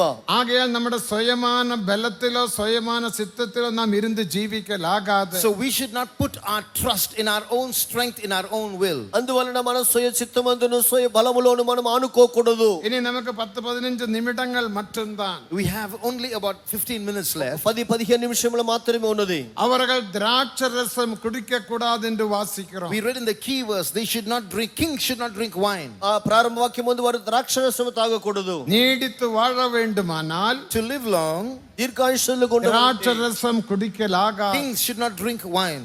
రాజు ద్రాక్షరసము இதை குறித்து తాగకూడదు. பரிசுத்த பவுல் சொல்லும்போது, St. Paul speaks about this. పౌలు దీని గురించి మాట్లాడినప్పుడు எபேசியர் 5:18 According to Ephesians 5:18, ఎఫెసీ 5:18 వాక్యానుసారంగా மார்க்கத்துக்கு ஏதுவான மதுபான வெறி கொள்ளாமல் ஆவியினால் நிரம்பி சங்கீதங்களினாலும் துதிகளினாலும் ஞான பாட்டுகளினாலும் கர்த்தர்க்கென்று ஹிருதயத்தில் பாடி என்று நாம் வாசிக்கிறோம். Be not drunk with wine wherein is excess, but be filled in the Spirit, and speak to yourselves in psalms and hymns and spiritual songs. మద్యముతో మత్తులయుండి కుడి దానిలో దుర్వ్యాపారము కలదు, అయితే ఆత్మపూర్ణులయుండి ఒకరినొకరు కీర్తనలు సంగీతం ఆత్మ సంబంధమైన పాటలతో హెచ్చరించి మీ హృదయములో ప్రభువును గురించి పాడుచు కీర్తన చేయుడి. துன்மார்க்கத்துக்கு ஏதுவான மதுபான வெறி கொள்ளாமல் என்று பரிசுத்த பவுல் சொல்லுகிறார். Do not be drunk with excess of wine. అల్లరితో కూడినటువంటి మద్యపానముతో పాలువగా ఉండకుడి. அந்த காலத்தில் ஏசியா மைனரில் 7 சபைகள் காணப்பட்டது. In those days there were 7 churches in Asia Minor. చిన్న ఏసియాలో అధీనములో 7 సంఘములు కనబడి ఉన్నవి. 7 சபையில் ஒரு மேன்மையான ஆவிக்குரிய சபைதான் எபேசோஸ் சபை. And one of those churches, a prominent church, was the church at ఆ Ephesus. 7 సంఘముల్లో ఎఫెసీ సంఘము அந்த ఆత్మీయమైన சபைக்கு సంఘము. தூது கொடுக்கும்போது While message was given to the church at ఆ Ephesus, సంఘమునకు వర్తమానం நீங்கள் ఇచ్చినప్పుడు மதுபான வெறி கொள்ளாமல் என்று வாசிக்கிறோம். do not be taken up by excess of wine. మీరు మద్యపానముతో మత్తులై ఉండకూడదు. எபேசோஸ் சபையில் உள்ளவர்கள் குடித்தார்களா? Does it mean that they drank? ఎఫెసీ సంఘములో ఉన్న వారు త్రాగారా?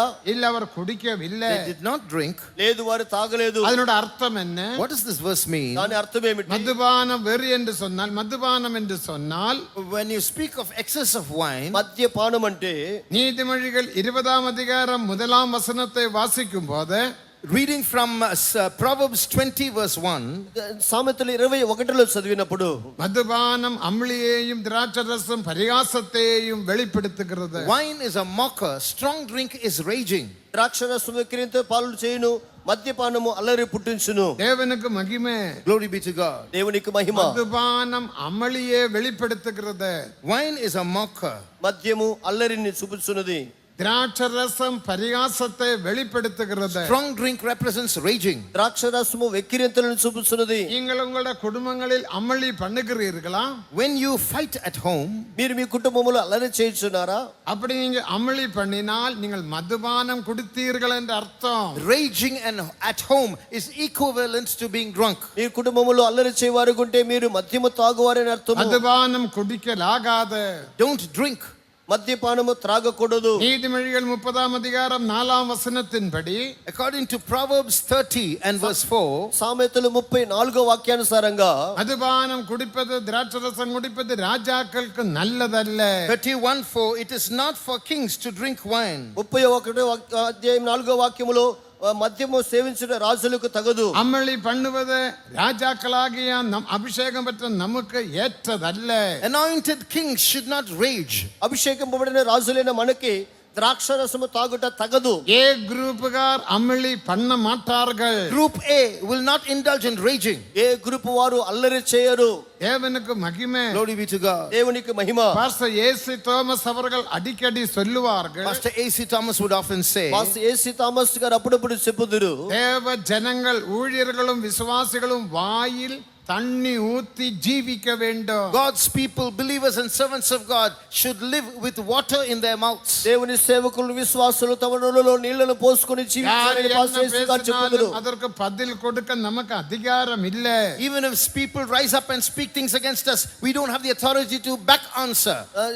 జనులు మనకు విరోధంగా మాట్లాడేటప్పుడు దానికి బదులు చెప్పేదానికి మనకి ఏమీ பதில் లేదు. கொடுக்காமல் அமளி பண்ணாமல் நாம் ஜீவிக்க வேண்டும். We should learn to live softly without answering back. వాటిని అల్లరి చేయకుండా సాత్వికముతో మనం వాటిని పరిష్కరించుకోవాలి. அதற்காக தேவன் நம்மை அழைத்தார். God has called us for this. ఇందుకొరకే దేవుడు మనల్ని పిలిచి அப்படி ఉన్నాడు. பாவம் இல்லாமல் நாம் ஜீவிப்போமானால் நீடித்து வாழலாம். If we live like this without sin, we can live long. ఇలాగ మనం పాపం లేకుండా ఉంటే దీర్ఘాయుష్మంతులుగా జీవించవచ్చు. அடுத்த தேவனுடைய வசனத்தை தியானிக்க வேண்டும் என்று கடைசியில் வாசிக்கிறோம். And finally we read how we have to meditate in the word of God. చివరిగా దేవుని వాక్యము ధ్యానించవలని చదువుతున్నాం. தேவனுக்கு மகிமை. Glory be to God. దేవునికి మహిమ. அதனோட ஒரு பிரதியை நீ எழுதி எடுக்க வேண்டும். You must write and make a copy of this law with you. గ్రంథములో ఒక భాగం இரவும் பகலும் அந்த வசனத்தை தியானிக்க வேண்டும். You must read and meditate on it day and night. ఆ వాక్యమును నీవు రాత్రింబగలు ధ్యానించవలెను. யோசுவா 1ஆம் அதிகாரம் 5ஆம் வசனத்தை வாசிக்கும் போது, When you read Joshua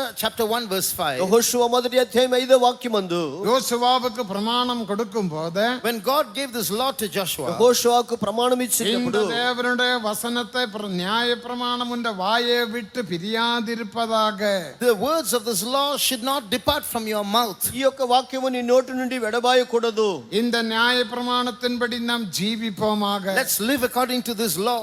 ఈ గ్రంథ ప్రకారంగా మనము జీవించుదుము. அதனால்தான் மல்கிய 2ஆம் அதிகாரம் 7ஆம் வசனத்தின்படி, That is why according to Malachi 2:7, మలాకి 2:7 ஆசாரியர்கள் தங்களுடைய உதடுகளை காக்க வேண்டும். priest's lips should keep knowledge. యాజకుల యొక్క పెదవులు ధర్మశాస్త్రమును வேதத்தை కాపాడాలి. அவருடைய வாயில் தேடுவார்களே. And the people will seek the law at the priest's mouth. జనులు వారి నోట ధర్మశాస్త్రము నేర్చుకుంటారు. வேதத்தை நமது வாயில் தேடுவார்கள். The people will come seeking for us for the word of God. జనులు వారి నోట ధర్మశాస్త్రము నేర్చుకుందరు. தேவனுக்கு மகிமை. Glory be to God. దేవునికి మహిమ. ஊழியர்களானாலும் விசுவாசிகளானாலும் தேவ ஜனங்களுக்கு பொது மக்களுக்கு ஆலோசனை கொடுக்கக்கூடிய நிலைமையில் நாம் காணப்பட வேண்டும். Servants of God or believers, we should be found at a level where we can give counsel and God's word to the public. విశ్వాసులైన దైవ సేవకులైనప్పటికీ అన్ని జనులకు మనము దేవుని వాక్యం இன்றைக்கு చెప్పేవారు ఉండవలెను. உலகத்தில் எவ்வளவு பிரச்சனை என்று பாருங்கள். See how many problems there are in this world. ఈ లోకములో ఎన్ని సమస్యలు ఉన్నాయో చూడండి. இனி பிரச்சனைக்கு மேல் பிரச்சனை, கஷ்டத்தின் மேல் கஷ்டங்கள் பெருக போகிறது. Problems and difficulties are going to increase. సమస్యలపైన సమస్యలు, కష్టములపైన కష్టములు ஜனங்கள் పెరిగిపోతున్నవి. சமாதானம் இல்லாமல் அங்கும் இங்கும் ஓடி திரிவார்கள். People are wandering here and there looking for peace. జనులు సమాధానం లేకుండా ఇక్కడక్కడ తిరుగుదురు. அவர்கள் உன்னை தேடி வருவார்கள். They will come seeking you. జనులు మిమ్మల్ని వెతికి எந்த వచ్చుదురు. குடும்பத்தில் சமாதானம் இல்ல, We have no peace in our homes, they will say. నా కుటుంబంలో సమాధానం లేదని చెప్పుదురు. தற்கொலை செய்யலாம் என்ற எண்ணத்தில் நான் வந்திருக்கிறேன். We are contemplating suicide. ఆత్మహత్య చేసుకునే తలంపుతో వచ్చి ఉన్నాను. இந்த சமாதானத்துக்காக எனக்கு ஒரு கவுன்சில், ஒரு ஆலோசனையை சொல்லுங்கள். Please give us some counsel for our peace. నేను సమాధానం పొందుకునే ఒక ఆలోచన చెప్పుడి. உடனே நீங்கள் கவுன்சில் சொல்ல வேண்டும். Immediately you should have counsel to give them. వెంటనే వారికి కావలసిన ఆలోచన చెప్పవలెను. தேவனுக்கு மகிமை. Glory be to God. దేవునికి మహిమ. அப்ப நீ என்ன சொல்லுவீங்க? What will you say? అప్పుడు ఏం చెప్పుదురు?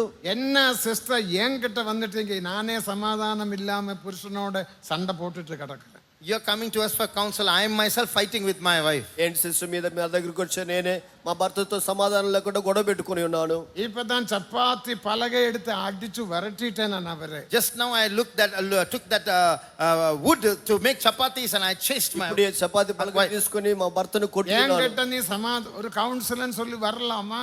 You're coming to me for counsel. నా దగ్గర సమాధానంకై ఆలోచనకు மல்கியா అవసరం. 2:7 படியுங்கள்.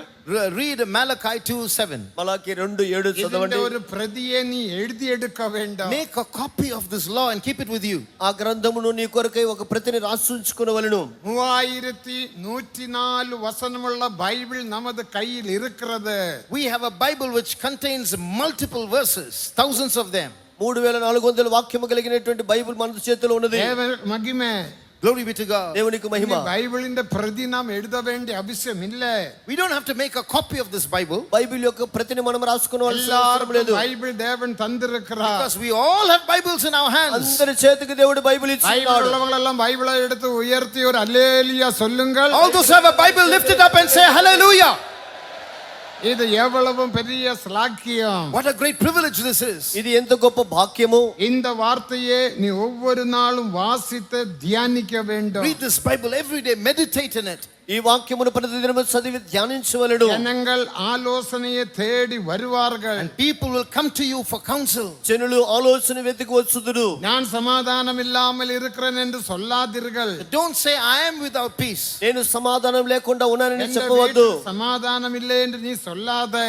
Don't say in my house there is no peace. నాకు సమాధానం లేదని నీవు చెప్పవద్దు. அவனே தேவன் உன்னோட வீட்டுக்கு அனுப்பினார். God is sending him to your house. దేవుని ఆ వ్యక్తిని నీ ఇంటికి என் పంపాడు. மகனே, என் மகளே, அவன் வீட்டுக்கு போ.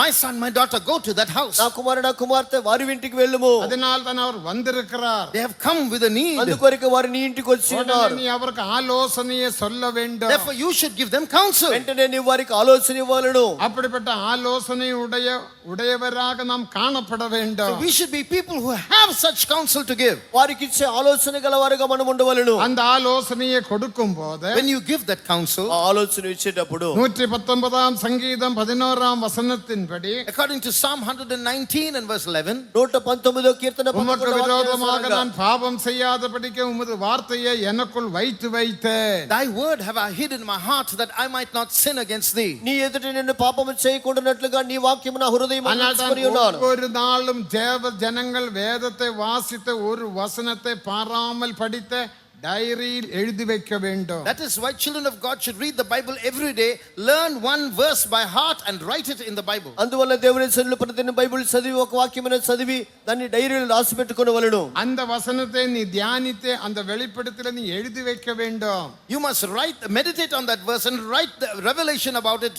ఆ వాక్యమును నీవు ధ్యానించి ప్రకటన రాసి పెట్టుకొనవలెను. அதுதான் நீங்க புதிய ஊழியர்களுக்கு கொடுக்கிற ஒரு training. In the training, new workers are assigned that work. అదే కొత్త నిబంధనలు ఇక్కడ కొత్త సేవకులు ఇచ్చేటువంటి అభ్యాసం. ఓన్ రెవల్యూషన్ நமக்கு தேவை. So we all need revelation.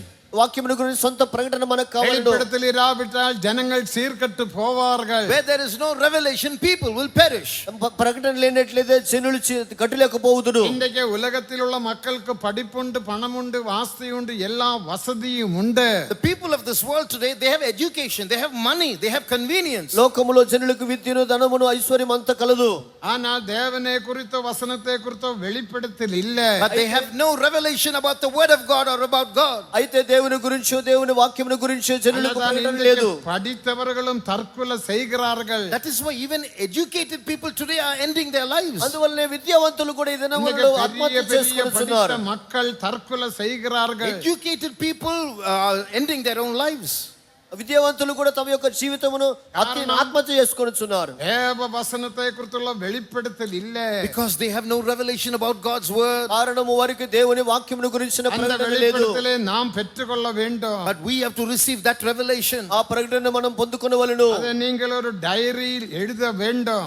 Therefore have a diary with you and keep writing in it. మీరు దానిని డైరీ அதை ఉంచుకొనవలెను. நீ புதிய ஆத்துமாக்களை பார்க்கும்போது உன் வீட்டில் வரும்போது அவர்களுக்கு அது சொல்லி கொடுக்க வேண்டும். And then when the new souls come for counsel to your house, you will have something to tell them. క్రొత్త ఆత్మలు నీ ఎదుకు వచ్చినప్పుడు నీవు దానిని చెప్పవలెను. அப்போது அவர்கள் சமாதானம் அடைவார்கள், ரட்சிக்கப்படுவார்கள். Then they will receive peace, they will be saved. వారు సమాధానమును పొందిన వారే రక్షణ పొందుదురు. நீயோ நீடித்து வாழலாம். And then you can live long. అయినట్లయితే నీవు దీర్ఘాయుష్మంతులుగా జీవించవచ్చును. ஆனால் தான் முதலாம் சங்கீதம் 2ஆம் வசனத்தை நாம் வாசிக்கும் போது That is why in the second verse of Psalm 1, అందువల్ల మొదటి కీర్తన 2వ వాక్యమందు தேவனுடைய நியாய பிரமாணத்தை இரவும் பகலும் தியானிக்கிற மனுஷன் பாக்கியவான். blessed is the man who meditates in the law of God day and night. యెహోవా ధర్మశాస్త్రమును ఆనందించు దివారాత్రము ధ్యానించువాడు ధన్యుడు. அவன் எப்படி இருப்பான்? How will he be? అతడు ఎలాగుండును? 5 வித ஆசீர்வாதத்தை பெற்றுக்கொள்வான். He will receive 5 blessings. 5 విధములైన ఆశీర్వాదాలు పొందును. முதலாவது நீர்ப்பாய்ச்சலான அவன் வாய்க்காலில் காணப்படுவார். வாசிக்க அவன் நீர்க்கால்களின் ஓரமாய் நீர்க்கால்களின் ஓரமாக நடப்பட்டதும் தன் தன் காலத்தில் கனியை கொடுப்பதும் இலையுதிராமல் இருக்கும் மரத்தை போல் இருப்பான். அவன் செய்வதெல்லாம் வாய்க்கும். இப்ப நீங்க சொல்வதெல்லாம் எப்படி? How is your life now? சிலர் சொல்லுவாங்க, பாஸ்டர் நான் எங்கெங்க பிசினஸுக்கு போறேனோ எங்கெங்க பணம் போடுறேனோ எல்லாம் அவுட்டு தான். Many of you are saying, wherever I go for a job, wherever I put my money, everything is lost. అతడు చేయడం సఫలమగును వాక్యం చెప్తుంది. வசனத்தை தியானித்து பார். You meditate on the word of God and see. నీ వాక్యమును ధ్యానించి చూడు. தேவனுடைய நியாய பிரமாணத்தை இரவும் பகலும் தியானிக்கிறவன் பாக்கியவான். Blessed is the man who meditates in the law of God day and night. యెహోవా ధర్మశాస్త్రము దివారాత్రము ధ్యానించువాడు ధన్యుడు. நீர்க்கால்களின் ஓரமாக நடைப்பட்ட He will be like a tree planted by the rivers of water, కాలువల ఓరన నాటబడినది. காலத்தில் கனியை கொடுத்து that bringeth forth his fruit in his season. కాలమందు ఫలమిచ్చి இலையுதிராமல் இருக்கும் மரத்தை போல் இருப்பான். His leaf also shall not wither. ఆకు వాడని చెట్టు వలె ఉందువు. பின்மாற்றம் இல்ல. No backsliding for him. అతనిలో వెనుకబడుతనము లేదు. அவனுக்கு துக்கம் இல்ல. No sorrow for him. అతనికి దుఃఖము లేదు. இந்த வருஷம் பயங்கரமான வெயில் வர போகுது. This year there is a forecast for terrible heat. ఈ సంవత్సరం ముందు భయంకరమైనటువంటి ఎండ కాయబోతున్నది. നമ്മൾ സ്തോത്രവും തുടങ്ങി വിട്ടോ. We have started praising God for this. ఇప్పుడే దాని కొరకై స్తోత్రము മാർച്ച് ప్రారంభించాం. 3-ാം തീയതിയിലെ സ്തോത്രം തുടങ്ങി വിട്ടത് Praises have begun from March 3rd. మార్చి నెల 3వ తారీఖున ప్రారంభించాం. മെയ് മാസം 31-ാം തീയതി വரைക്കും 90 നാൾ அந்த ஸ்தோத்திரம் செய்வோம். And it will continue for 90 days till May 31st. మే 31 వరకు 90 దినములు ఆ యొక్క స్తోత్రం ഇപ്പൊ ചെന്നൈ చెప్పవలసిన. പട്ടണത്തിൽ 10 வருடமாக തണ്ണീർ പഞ്ചം ഇല്ല. There is no scarcity of water for 10 years in Chennai. దాదాపుగా 10 సంవత్సరాలుగా చెన్నై పట్టణమందు నీళ్ళ కరువు లేదు. ചോഴവരം ഏരി, ചെമ്പ്രാക്കം ഏരി, റെഡ് ഹിൽസ് ഏരി, പൂണ്ടി ഏരി എല്ലാം നിറമ്പി വടിയിരുത്. All the reservoirs in all these places are full. Cholavaram, Chembarambakkam, Puzhal, Poondi area అంతా కూడా నిండి ఉన్నవి. കാരണം என்ன? The reason? కారణం தேவ ஜனங்கள் ஸ்தோத்திரம் செய்கிறார்கள். God's people are praising God. దేవుని జనులు స్తోత్రములు చెప్పుచున్నారు. தேவனுக்கு மகிமை. Praise be to God. దేవునికి మహిమ. தேசத்தை ஆசீர்வதிக்க வேண்டிய கடமை எந்த கடமை? உங்கள் கடமைதான். It is your duty and my duty to bless the land. దేవుని ఆశీర్వదించవలసిన బాధ్యత నా యొక్క బాధ్యత, మీ యొక్క బాధ్యత. நாளாகமம் 7-ாம் அதிகாரம் 14-ாம் வசனத்தின்படி According to 2 Chronicles 7:14, 2 దినవృత్తాంతములో 7:14 వాక్యానుసారంగా என் ஜனங்கள் தங்களையே தாழ்த்தி if my people which are called by my name humble themselves నా పేరు పట్టబడిన నా జనులు తమ్ముడు తగ్గించుకొని அவருடைய பாவங்களை அறிக்கை செய்து and confess their sins వారి పాపములు ఒప్పుకొని பொல்லாத வழிகளை விட்டு திரும்பினால் and leave their wicked ways, వారు దుర్మార్గ మార్గమును அவருடைய వదిలితే ஜெபத்தை நான் கேட்டு then will I hear from heaven వారి ప్రార్థన அவருடைய பாவங்களை மன்னித்து and forgive their sins వారి పాపములు క్షమించి அவருடைய தேசத்துக்கு క్షేమத்தை வருத்துவேன். and heal their land. వారి దేశమునకు క్షేమమును కలుగు చేయుదును. தேவ வசனத்தை தியானித்துக் கொள்ளுங்கள். Therefore meditate in the word of God. ఇందుకొరకే దేవుని వాక్యమును எத்தனை பேர் ధ్యానించండి. அப்படி செய்ய போறீங்க? How many of you are going to do this? ఎంతమంది అలాగ చేయబోతున్నారు? எல்லாரும் செய்ய மாட்டீர்கள். Some of you won't do it. కొంతమంది చేయరు. ஏ குரூப் செய்வார்கள். But group A will do it. అయితే గ్రూప్ ఏ వారు చేయుదురు. பி குரூப்பும் சி குரூப்பும் அது எதுக்கு செய்யணும்? B group and C group will say, why should we do it? B group, C group దాని ఎందుకు அது చేయాలనుకుంటారు? ஸ்டாலின் சீஃப் மினிஸ்டர் பார்த்துடுவாரு. Chief minister will do all that. Chief minister గారు అని చూసుకుంటారు. சீஃப் மினிஸ்டரே கேக்குறாரு, நம்மட தேசத்தில் இப்படி தண்ணி வந்தது எப்படி என்று கேக்குறாரு. Chief minister is asking, how's there water in our land? Chief minister అడుగుతున్నా మన దేశానికి ఇలా அவருக்கு నీళ్ళు వచ్చినట్లాగా. ஆச்சரியம். He is amazed. అతనికి ఆశ్చర్యం. தேவஜனமே நாம் ஸ்தோத்திரம் செய்ததினால தான் நம்மட தேசம் ஆசீர்வாதமாய் இருக்கிறது. People of God, our land is blessed because we are praising God. దేవుని జనులారా మనం స్తోత్రం చెప్పడం వల్ల இனி దేశం தேசத்தில் ఆశీర్వాదపడదు. பலவிதமான பிரச்சனைகள் போராட்டங்கள் வரப்போகிறது. Problems and struggles and conflicts will increase in the land. దేశములో పోరాటములు, సమస్యలు పెరగబోతున్నవి. గ్యాస్ ఇల్లాత பிரச்சனை. Now there is no gas. ఇప్పుడు గ్యాస్ లేకుండా సమస్య பல ఏర్పడినది. ஹோட்டல்கள் பூட்டி விட்டார்கள். Hotels have closed down. అనేక హోటల్ మూసివేశారు. தேவனுக்கு மகிமை. Praise be to God. దేవునికి మహిమ. ஹோட்டலில் போய் சாப்பிடுறவனுக்கு அதோ கதிதான். Those who are used to eating in hotels, finished for them. హోటల్కి వెళ్ళి తినే వారికి అదో గతి. வீட்டில் சாப்பிடாம மனைவியோடு சண்டை போட்டு ஹோட்டலில் சாப்பிட போறவனுக்கு அதோ கதி. So those who are fighting with their wives and eating in hotels, finished for them. భార్యతో గొడవలు పెట్టుకుని హోటల్కి వెళ్ళి తినే వారికి అయ్యో. ஆனா நம்முடைய தேசம் ஆசீர்வதிக்கப்பட வேண்டும். But our land should be blessed. మన దేశం ఆశీర్వదింపబడాలి. அதுக்கு நாம் ஸ்தோத்திரம் பண்ணுவோமா? Shall we praise God for that? కొరకై స్తోత్రం வேதத்தை చేద్దామా? தியானிப்போமா? Shall we meditate in the word of వేదమును God? ధ్యానించుదామా? இரவும் பகலும் தியானிப்போமா? Day and night shall we do it? రాత్రి పగలు ధ్యానించుదామా? திராட்சரசம் குடிக்காமல் இருப்போமா? Shall we abstain from wine? ద్రాక్షరసం తాకుండా குதிரைகளை ఉందామా? வாங்காமல் எகிப்து தேசத்துக்கு போகாமல் Shall இருக்கலாமா? we avoid going to Egypt to buy horses? గుర్రములు కొనుటకు ఐగుప్తుకు పోకుండా இந்த ఉందామా? 7 காரியங்கள் நீ செய்தால் If you do these 7 things, ఈ 7 కార్యాలు చేస్తే நீடித்து வாழலாம். you will live long. నీవు దీర్ఘాయుష్మంతుడిగా அதற்காக ఉండవచ్చు. நாம் எல்லாரும் எழும்பி நிற்போமா? Let us all stand up. మనమందరం కొంచెంసేపు లేచి எழும்பி నిలబడదాము. நிப்பாட்டதினால் ஒருவரும் வெளியே போகாதீர்கள். Just because we ask you to stand up, please do not get up and go. లేచి నిలబెట్టినందున ఎవరు బయటికి వెళ్ళవద్దు. புதிய கிருபையும் புதிய அபிஷேகமும் உன்மேல் வரப்போகிறது. A new grace and a new anointing is going to come on you now. నూతన కృపను, నూతన అభిషేకం నీ మీదకి దిగబోతున్నది. இந்நாள தேசம் ஆசீர்வதிக்கப்பட வேண்டும். The land should be blessed because of you. నీ ద్వారా దేశం ఆశీర్వదింపబడవలెను. உன்னுடைய ஸ்தோத்திரத்தினால், By your praises, నీ స్తోత్రం ద్వారా, நீ வசனத்தை தியானிப்பதினால், by your meditation of the word, నీ వాక్యమును ధ్యానించడం ద్వారా உன்னுடைய குடும்பம் ஆசீர்வதிக்கப்படுவது மட்டுமல்ல, அக்கப்பக்கத்தில் குடும்பங்கள் எல்லாம் எல்லாம் ஆசீர்வதிக்கப்பட வேண்டும். Not only should your family blessed, your neighbors should be blessed also. నీ కుటుంబం మాత్రమే కాదు, ఇరుగు పొరుగున నీ కుటుంబంలో ఇరుగు పొరుగున వారు நம்மை ఆశీర్వదించబడాలి. தாழ்த்துவோமாக. Let's humble ourselves. మనల్ని తగ్గించుకుందాం. ஆசா ராஜாவை குறித்து நாம் பார்க்கும்போது When you read of King Asa, ఆసా రాజుని గురించి அவனுடைய చదివినప్పుడు காலத்திலும் ஒரு யுத்தம் வந்தது. there was a war in his days. అతని కాలమందు యుద్ధం జరిగినది. 2 நாளாகமம் 14ஆம் அதிகாரம் 16ஆம் வசனத்தில் In 2 Chronicles 14:11 you read it. 2 దినవృత్తాంతాలు 14:11లో எத்தியோப்பியனுமாக உள்ள ஒரு யுத்தம். A war with the Ethiopians. ఐథియోపియులకు విరోధమైన యుద్ధము. எத்தியோப்பியன் பலசாலியான ஒரு ராஜ்யம். The Ethiopians were a powerful nation. వారు మిక్కిలి బలిష్ఠులైనటువంటి ஆனா రాజులు. ஆசா ராஜா என்ன செய்தான்? But what did King Asa do? అయితే ఆసా రాజు அவன் ఏం தன்னை చేస్తున్నాడు? தாழ்த்தினான். He humbled himself. తన్ను அவன் తగ్గించుకొని ఉన్నాడు. குதிரையை நம்பவில்லை. He didn't trust in horses. అతడు గుర్రములు నమ్మలేదు. குதிரையை வாங்கும்படிக்கு எகிப்து தேசத்துக்கு போகவில்லை. He didn't go to Egypt to buy horses. గుర్రముల మీద నమ్మకొచ్చు ఐగుప్తుకు அவன் தன் వెళ్ళలేదు. சுய பலத்தில் நம்பவில்லை. He didn't trust in his own తన strength. సొంత బలము నమ్ముకోలేదు. அவன் தன்னை தாழ்த்தினான். He humbled himself. తన్ను తగ్గించుకున్నాడు. பலவானுக்கும் பலவீனனுக்கும் நீரல்லவா உதவி. Lord, are you not the one who saw the strength of the weak and the strong? బలము గలవారికైనా బలము లేని వారికైనా నీవే కదా సహాయం. எத்தியோப்பியன் ஏராளமான ஜனங்களுமாக ராணுவமாக வந்திருக்கிறார்கள். Ethiopians are a great host. కుషీలు విస్తారమైన గుర్రములతో எனக்கு రథములతో யுத்தம் వచ్చారు. செய்ய பலன் இல்ல.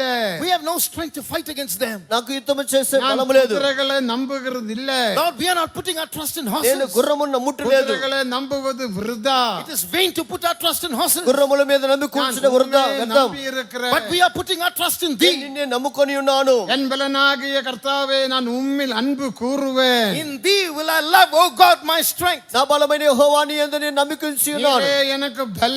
You are my strength. నీవే నాకు బలము. நீர் எனக்கு உதவி செய்ய வேண்டும் என்று ஆசா ராஜா ஜெபித்தார். King Asa prayed, saying, Lord, help us. నీవు నాకు సహాయం చేయమని ఆశ அந்த யுத்தத்தில் ప్రార్థించినాడు. ஆசா ராஜாவுக்கு ஜெயம் உண்டாயிற்று. And King Asa triumphed in that battle. ఆ ఆశ రాజుకు గొప్ప జయం కలిగినది. இப்ப தேசத்துக்காக நாம் ஸ்தோத்திரம் பண்ண Now போகிறோம். we are going to praise God for the land. మనము మన దేశము కొరకై స్తోత్రం அதற்கு முந்தைய చెల్లించబోతున్నాం. ஒரு வல்லமையின் அபிஷேகத்தை நாம் But பெற்றுக்கொள்வோமாக. before that, we are going to receive a mighty anointing. దానికి ముందుగా ఒక శక్తివంతమైన అభిషేకాన్ని வல்லமையின் పొందుకొనుము. அபிஷேகம் தேவை. How many of you want that mighty anointing? ఎంతమందికి శక్తివంతమైన అభిషేకం కావాలో அபிஷேகம் வேண்டியவர்கள் கரங்களை தட்டி தட்டி ஆவியில் நிரம்பி தேவனை துதியுங்கள். Those who want that anointing, clap your hands, get filled in the Spirit and praise God. అభిషేకం కావలసిన వారు చేతులు ఎత్తి దేవుని స్తుతించుడి.